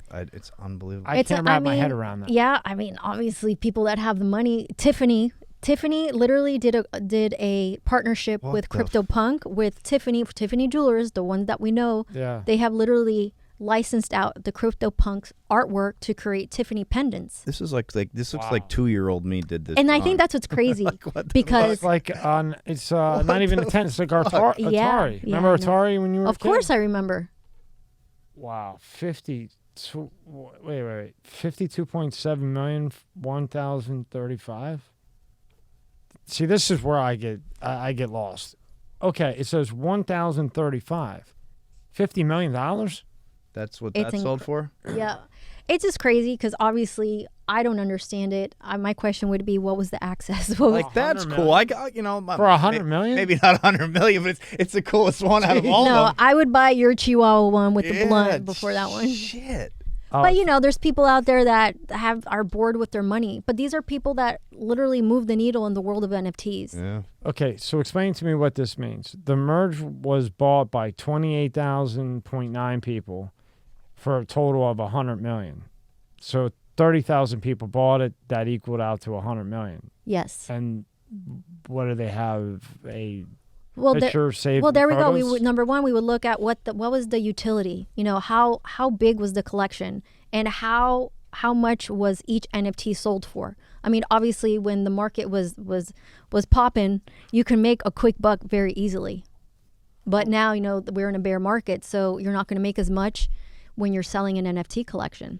But remember, it really depends if you are in this NFT Web3 space for a long time, and this is really what's going to differentiate who's here to stay versus who's here for a quick buck. And we have to be careful with a lot of rug pulls and people doing this just for the quick buck and try to scam people. And that's going to happen. Absolutely. That's why we need to do our due due diligence. Now, the one thing I could not understand, and I called 100 people, and I still don't understand. When I went to get the brown one, because I was just going to get it anyway because Of course, but then, okay. then I just got irritated. You know, celebrities, a lot of celebrities try to do the NFT game, but a community understands when you really believe in the space or if this is just a quick grab.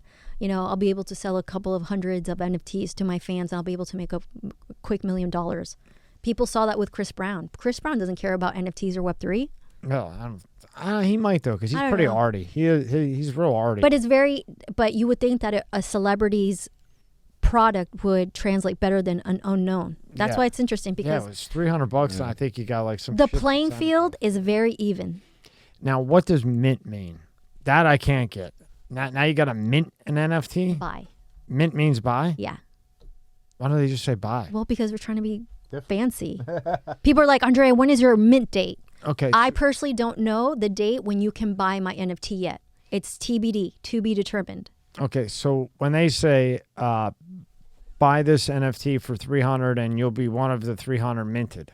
Yeah, that you'd be the ones that bought those 300. Oh, I thought see, when you hear that, you think it's sent course, to like a third party and it's getting minted. No, but just like remember, it sounds like sports lingo. If you don't know sports, you're like, I have no idea what's going on. But if it has a little bit more of a meaning, this is just a simple explanation.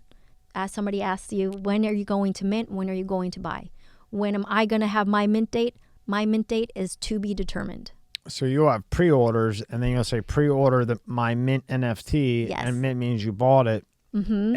So you're basically saying, buy my NFT, it will be released to be determined. Yes. Okay, we know what mint is now. Super simple. I just can't believe that sold for 52.7. Oh, I if can't you believe do, the things that have been sold for the amount of money, it's insane.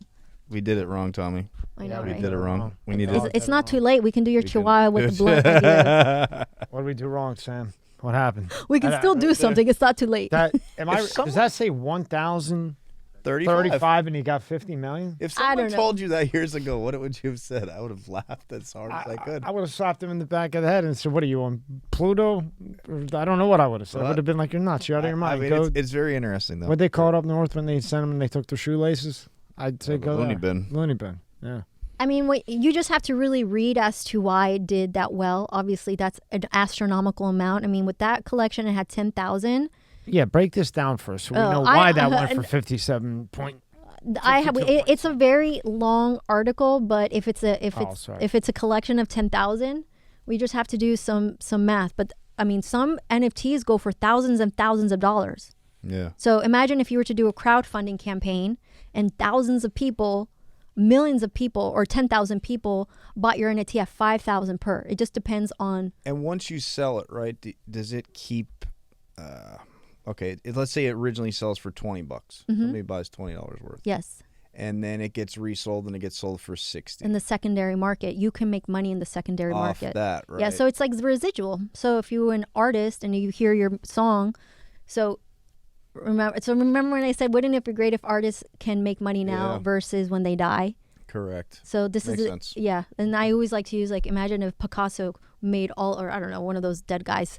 One of those dead guys could actually, if they actually made money from their art when they were alive, and that's essentially what we're trying to do.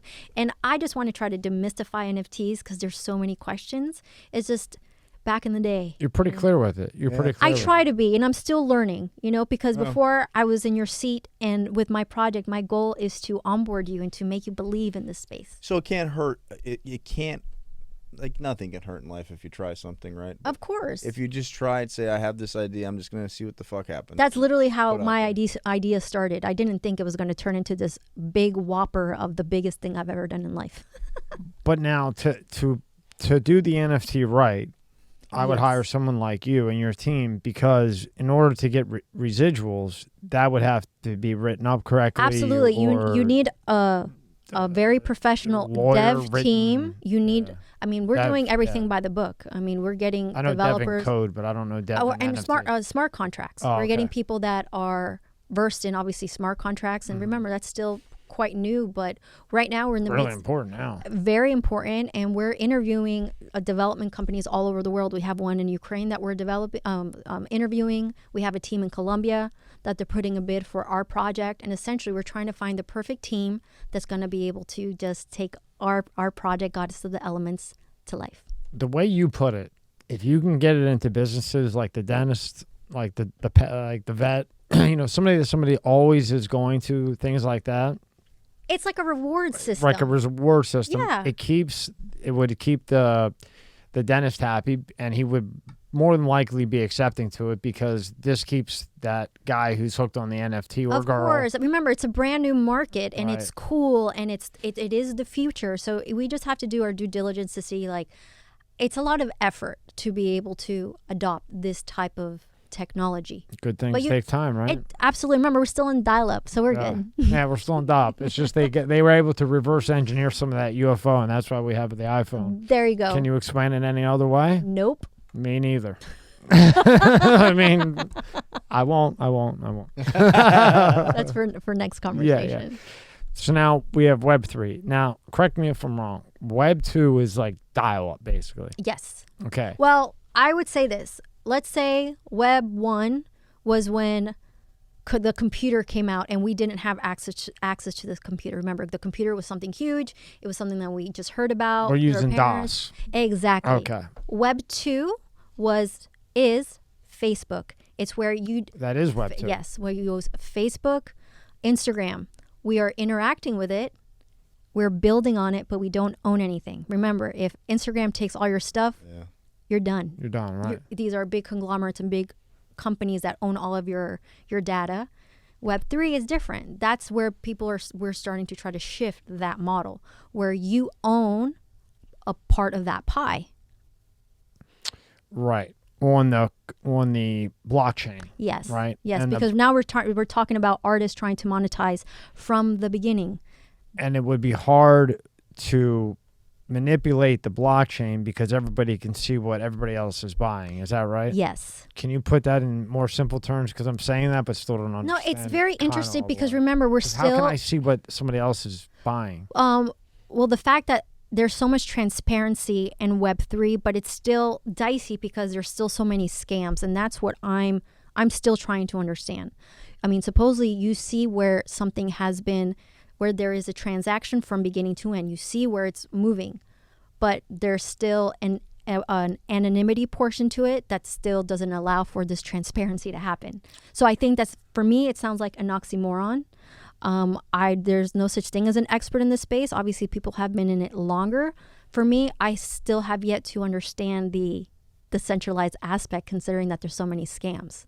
Right, because if that statement stood true fully, then you wouldn't be able to scam because somebody there's would still going to be see some level of manipulation. accountability, and I think for me that's where the biggest level of adoption lies. Until, I mean, people have been wiped out of their life savings because of all of these things that are going on. You press the wrong button and boom, you lost everything. And I think that is literally where this is the one time I think I'll probably regret saying this, but maybe I would feel more comfortable if there was some type of regulation with it. Well, there you go. I don't like the government stepping into anything because they ruin it. Of course. Well, but with this train of thought, that's where you get the people that love the decentralized model. It's sovereignty, it's democracy but then what happens? It's still buried. Of course, it's still the wild, wild west. And that's why adoption will take a long time. And it's a technology that still, in my opinion, is going to take time to build. Now, how is this all going to work into the metaverse? Because I don't think that metaverse is going anywhere anytime soon. I agree. I mean, you know your background. I mean, the metaverse sounds amazing, but it's still very. It's like DOS. You know? It's like DOS right now. Exactly. Yes. But I don't see that going away. I mean, if you can put glasses on, and I can be front rows at a Lakers game. Boom. Or the Tyson fight. It's here to stay, but it's not going to look like Fortnite just yet. It's going to take a long time. Where are we at now with Metaverse? I haven't gotten it yet. You know what? I'm still learning a lot about the Metaverse. Can I see a game front row right now? on this metaverse thing? I don't know. I have no idea. I'm sure there's maybe I do not know. I don't use the Oculus yet.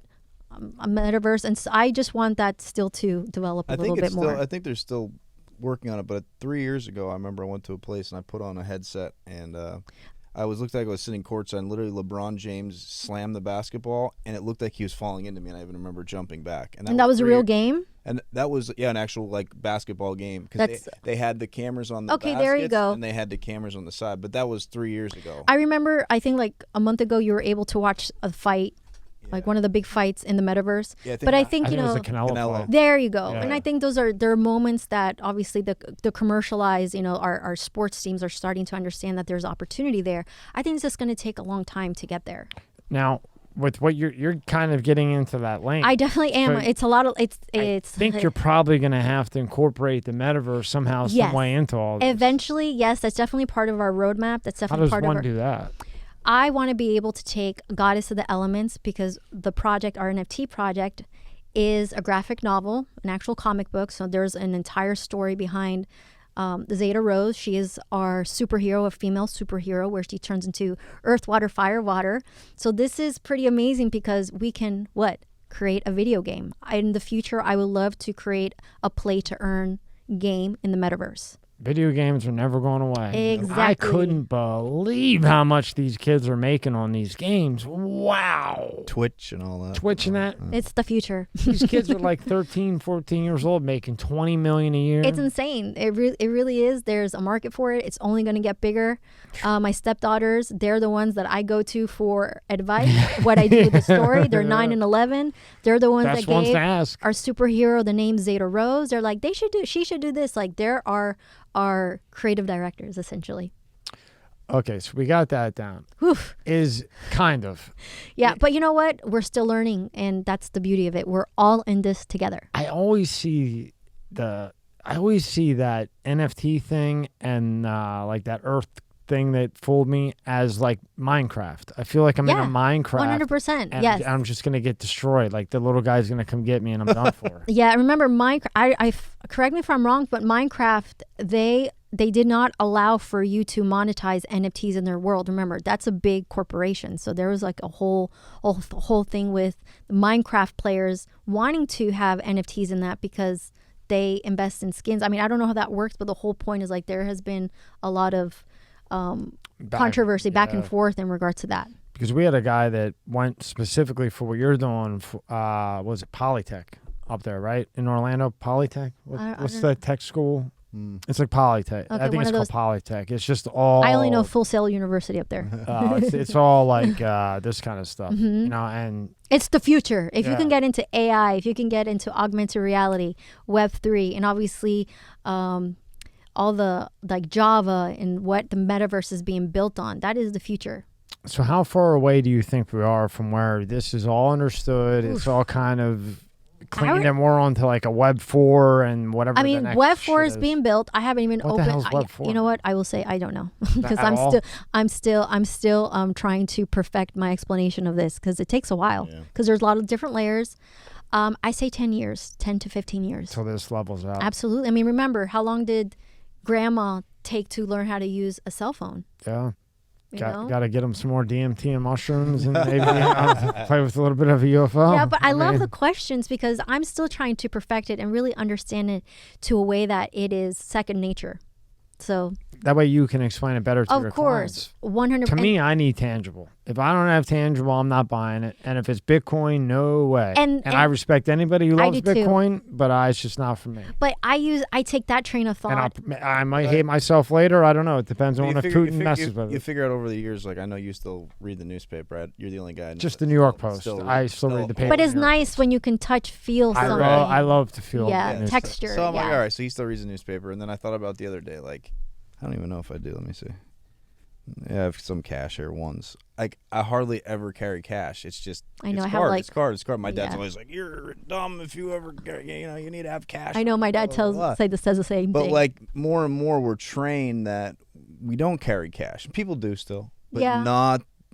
The new generation isn't like, oh, here's $20, $15, $30. Yeah, I still get yelled at by my dad because I don't carry cash. Yeah, so I can see how something like that then becomes The baseball cards. We don't have a baseball card anymore. We have a thing on our phone. Or we don't have. I can see how. I think the banks are going to use that blockchain all the way to the end. I think so. I think it's going to be interesting because obviously it's a culture with two very different thought patterns. Right. That's a couple of things, and I won't hold you up too much. Oh. What's it when I'm watching Fox and then I'm watching CNN and they shift, like tables and stuff, and it looks like gazillion-dollar tables, and you can see New York out the back and the blue lights.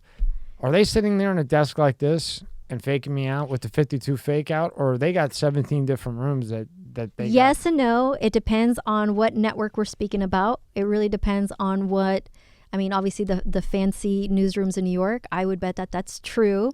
But I mean, if you want to have a studio that it gives you a big bang for your buck, you want to be able to have a lot of things that you interchange, that you would be able to bring to life.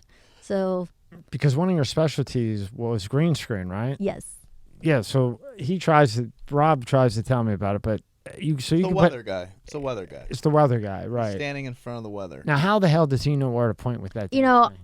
I never did weather, but a lot of my friends did. I always asked them. I mean, it's just You asked everything them is too? practical. Of course, I'm like, oh my gosh, that's crazy. Like, how does he know? And then Because look, okay, when he's standing in front. Sam, did you know? Black, You know how they know? Well, what they do is here's the green screen behind me. It's black though, right? And so when it's green, he doesn't see it. When he turns this way, he'll always look at the camera like that. He's got a monitor right there. He can see the weather green screen. And so it'll be like over, and I guess it takes practice too. Like over here, it's raining as you can see, and so I wouldn't want to be the guy that interesting. points and says, "Hey, you're gonna get a blizzard in California." Yeah. It takes a lot of practice. I'm for sure it does because your brain in your hand and It takes a lot of practice. And what else? It was green screen, sound, like setting up, right? Yeah, it's a lot of production lingo. I mean, TV production is my passion. I went to school for it, and it's a trade that I feel like is being lost a little bit. Yeah. Unless you're in the trenches, unless you're working with all the production crew. That's why I loved working in sports, especially for sports teams, because you work with a crew the entire season. You go through the ups of the team losing. The ups of the team winning and then losing, and you're in the trenches with this amazing team that they're just showing you how to bring a story to life. And it's a trade I feel that not a lot of people know anymore, because you have the TikToks, you have all this technology that's at your fingertips, but the real OGs. Yeah. We're still out here. I will say we. You get to those businesses. You get to those businesses with them NFTs, game over. You're going to kill things. In a good way? Yeah. Oh, yeah. In a good way. I hope in a good way. Sorry. Yeah, South Philly talk. No, I hope so. You're going to win. I hope so. I really believe in it. Just make me something physical. Trust me, I will. And I love that, because now I'm going to be like, when I speak to Sam and I speak to my team, be like, we need to build something tangible. Like, this is two guys that would never buy one right now in a million years. I'm going to make one. I know you're going to make one. But not the Chihuahua. That's come up to heaven. No, we could. We're inspiring you. And listen, when my NFT drops, you guys better buy it. But if you saw a cool NFT, Rob, now that we know that they do make some that you can hold, and it wasn't like $50 million for 3 words. No, if it's like $150, $200, even $500. You would buy it, right? Yeah. If you liked it. And you can use a card. You don't have to use crypto. I go back to the guy who made the emojis, right? And then you had the poop emoji, and kids were buying poop emoji t-shirts, poop emoji pillows, poop emoji underwear, and I'm like, what the fuck? But imagine if an NFT, and you can monetize that. You're buying into a culture. If it was physical, I'm telling you right now, I would buy a Rogan. I would buy Chris Brown if it was physical. If I could hold it and I got a deal on something. I don't even need a deal. It's just physical, cool, changing shapes and stuff. Well, it's just an extra layer that an NFT has to offer. Obviously, it's a picture, but if they can actually create something tangible, somebody that may not be so versed in NFTs, they will be able to push that sale. This is just my opinion, and it's probably worthless. It's not, because I'm going to take that, because I would love for my NFT project to be adopted by the masses. So I'm going to take your advice. Because all of the people that I've either had in or that I've talked to that we talk about the NFT thing, it always comes down to, if it was physical, that would be cool to have in my office. Yeah, exactly. Well, there you go. Like a monkey, you know, like maybe you get a monkey with a blunt and like the end of it lights up every 5 seconds, right? I mean, it would just be funny. So when somebody walks in, they laugh and it breaks the ice. It's a conversation piece. Right. Conversation piece, NFT thing. And on the next one, I give 5% off the next one I buy when you have an alien smoking You a literally cigarette. just broke down what NFT is in very layman's terms. And I would buy them all if it was physical, like my little alien back there smoking something. Very right? Now, can you make this into an NFT? Because I seriously would buy it. I just bought it because I think it's funny. Of course you can. Right? How cool is that? Right? It's just cool. So now Absolutely. Now if Imagine- I had him moving and it was digital and, you know, this would line up. You can every literally once in a listen. while. You just literally talked about your first NFT collection. Imagine if you created a VFX or some type of animation with your little weird aliens with a blunt, and they were different colors. Oh, What type of axes they me can? drawing that? I Oh, can no. Oh, code. It would look like a turtle, or you say draw an alien, it would look like a. Yeah, but look at some of the ones that sold. For all You're that right. money. I could Fuck, put 3 who knows? words and get A 50 mil. digitized little alien blunt guy. Damn. Can you You're imagine that? welcome. Do it. No, I want you to do it for me. I don't want to do it. It would be my pleasure. I can just Please whip do it it. up right away. You heard it here, folks, right away. Physical one. I'll buy it tomorrow. Absolutely. Okay. Pull up the Instagram. You got some cool clips on Instagram. Thank you. I appreciate it. Sure. Yeah, I- you got to make me one of them. Make me a Rogan one. I'll buy them. You see? I'm telling you, you'll have people at your door if they're physical, because then you get You heard it here. all the people that like the image thing that just me, That old value, school, you know, from Italy, and you know he's very old school from Philly, same thing. Absolutely. So we need physical. So Okay. then you have the both, because then I'd be all into it. Listen, I'd when be my email, "Hey, can you NFT make drops, this? Goddess of the Elements, she's going to be physical. Okay, scroll down, and that's again GOE NFT. What was the end of that again? IO. There you go. I'm like, what is it? We'll have it all in the Yeah. description. Thank you. Any of these you want us to click on? We'll play any of them. Let's see. The second one, the one when I'm in the red suit, go up. Yep. There you go. I'm speaking at the Crypto Connect conference. Oh, cool. You know what's really great? The fact that this world of Web3, the playing field is even. I was literally next to the founder of Comic-Con, and I was next to some incredible leaders in the space. Wow. It's because I'm doing something very similar that they are. The only difference between these amazing people and myself, maybe it's budget, but I have investors around the corner that's going to make my project literally going to be toe-to-toe. So the fact that I'm speaking with amazing talents that believe in this space and that are executing at the highest level, I too am executing at the highest level. In this specific clip, I'm just speaking about how much I believe in this space. I believe in it. Yay, did I make you believe in it? I now believe in it. That I thought that the physical ones were like only for like a Joe Rogan or like special situations. I didn't know that they are NFTs. They could are physical. I mean, you can make it an NFT. Essentially, You an can. NFT is not, but in order to make people a believer, you have to make something tangible. And I So- think that's what it comes down to. So let's challenge each other. What month are we in? October. October. By January 1st, me and you, Ooh. you come up with one. I'm coming up with one. We're gonna. I know a guy who can illustrate good. I know a guy. I know a guy who knows. We'll a send it guy. to you. And let's just try it. All Let's right. just see what the I fuck can love hurt. What can hurt? this. What can hurt? 50. What can hurt? It flops and we don't do anything, or we become. Or We just in- put it on the desk. And then then. Or imagine it becomes a Bored Ape Yacht Club situation. Yeah, well, I saw those board apes. Woo. Isn't it crazy? Imagine. Let's do it by January 1st. I'm and putting then it do down. it. an NFT off. I've been writing down my ideas. And then we'll send it to you to make it work. I'll be like, And if it fails, I'll just add it to my I collection don't think and it's mess going with to my fail. desk. I don't think it's going to fail. Try it. We'll come up with This something. is so great. No, This is we so will. fun. Dun, dun, dun, to be determined. He'll have a monkey with a blunt. I'll have an alien with a I blunt. got my ideas written down here already. He literally did a whole brainstorm of it. Oh, I've been thinking He's about it been the for whole time. a while. Yeah. Just thinking about it, but Yeah, Well, look- I'm looks here like to you got- support your efforts however I can. You got him to break. He's never given me a deadline ever. You see? January 1st. I got you. I already know. Look, if mine. I can make you a believer, wrote my job is done here. Well, you did. All right. You want to play? Well, that one want to play, Rob? No, And all of this is NFT 101. This is the content that I was talking to you guys about. And I do it in Spanish and in English. So Oh wow, I'm on a mission, guys. the power of NFTs. And why are they here to stay? What does another one play? Or the internet's not working right? it's just not. It's not loading in. See, It's okay. I click on On your free time, you guys can stalk my Hmm. yes. Weird. I would love to connect with you guys. it. Oh, yeah, absolutely. Definitely. Well, thank you so much for your time. Thank you so much. This was so fun.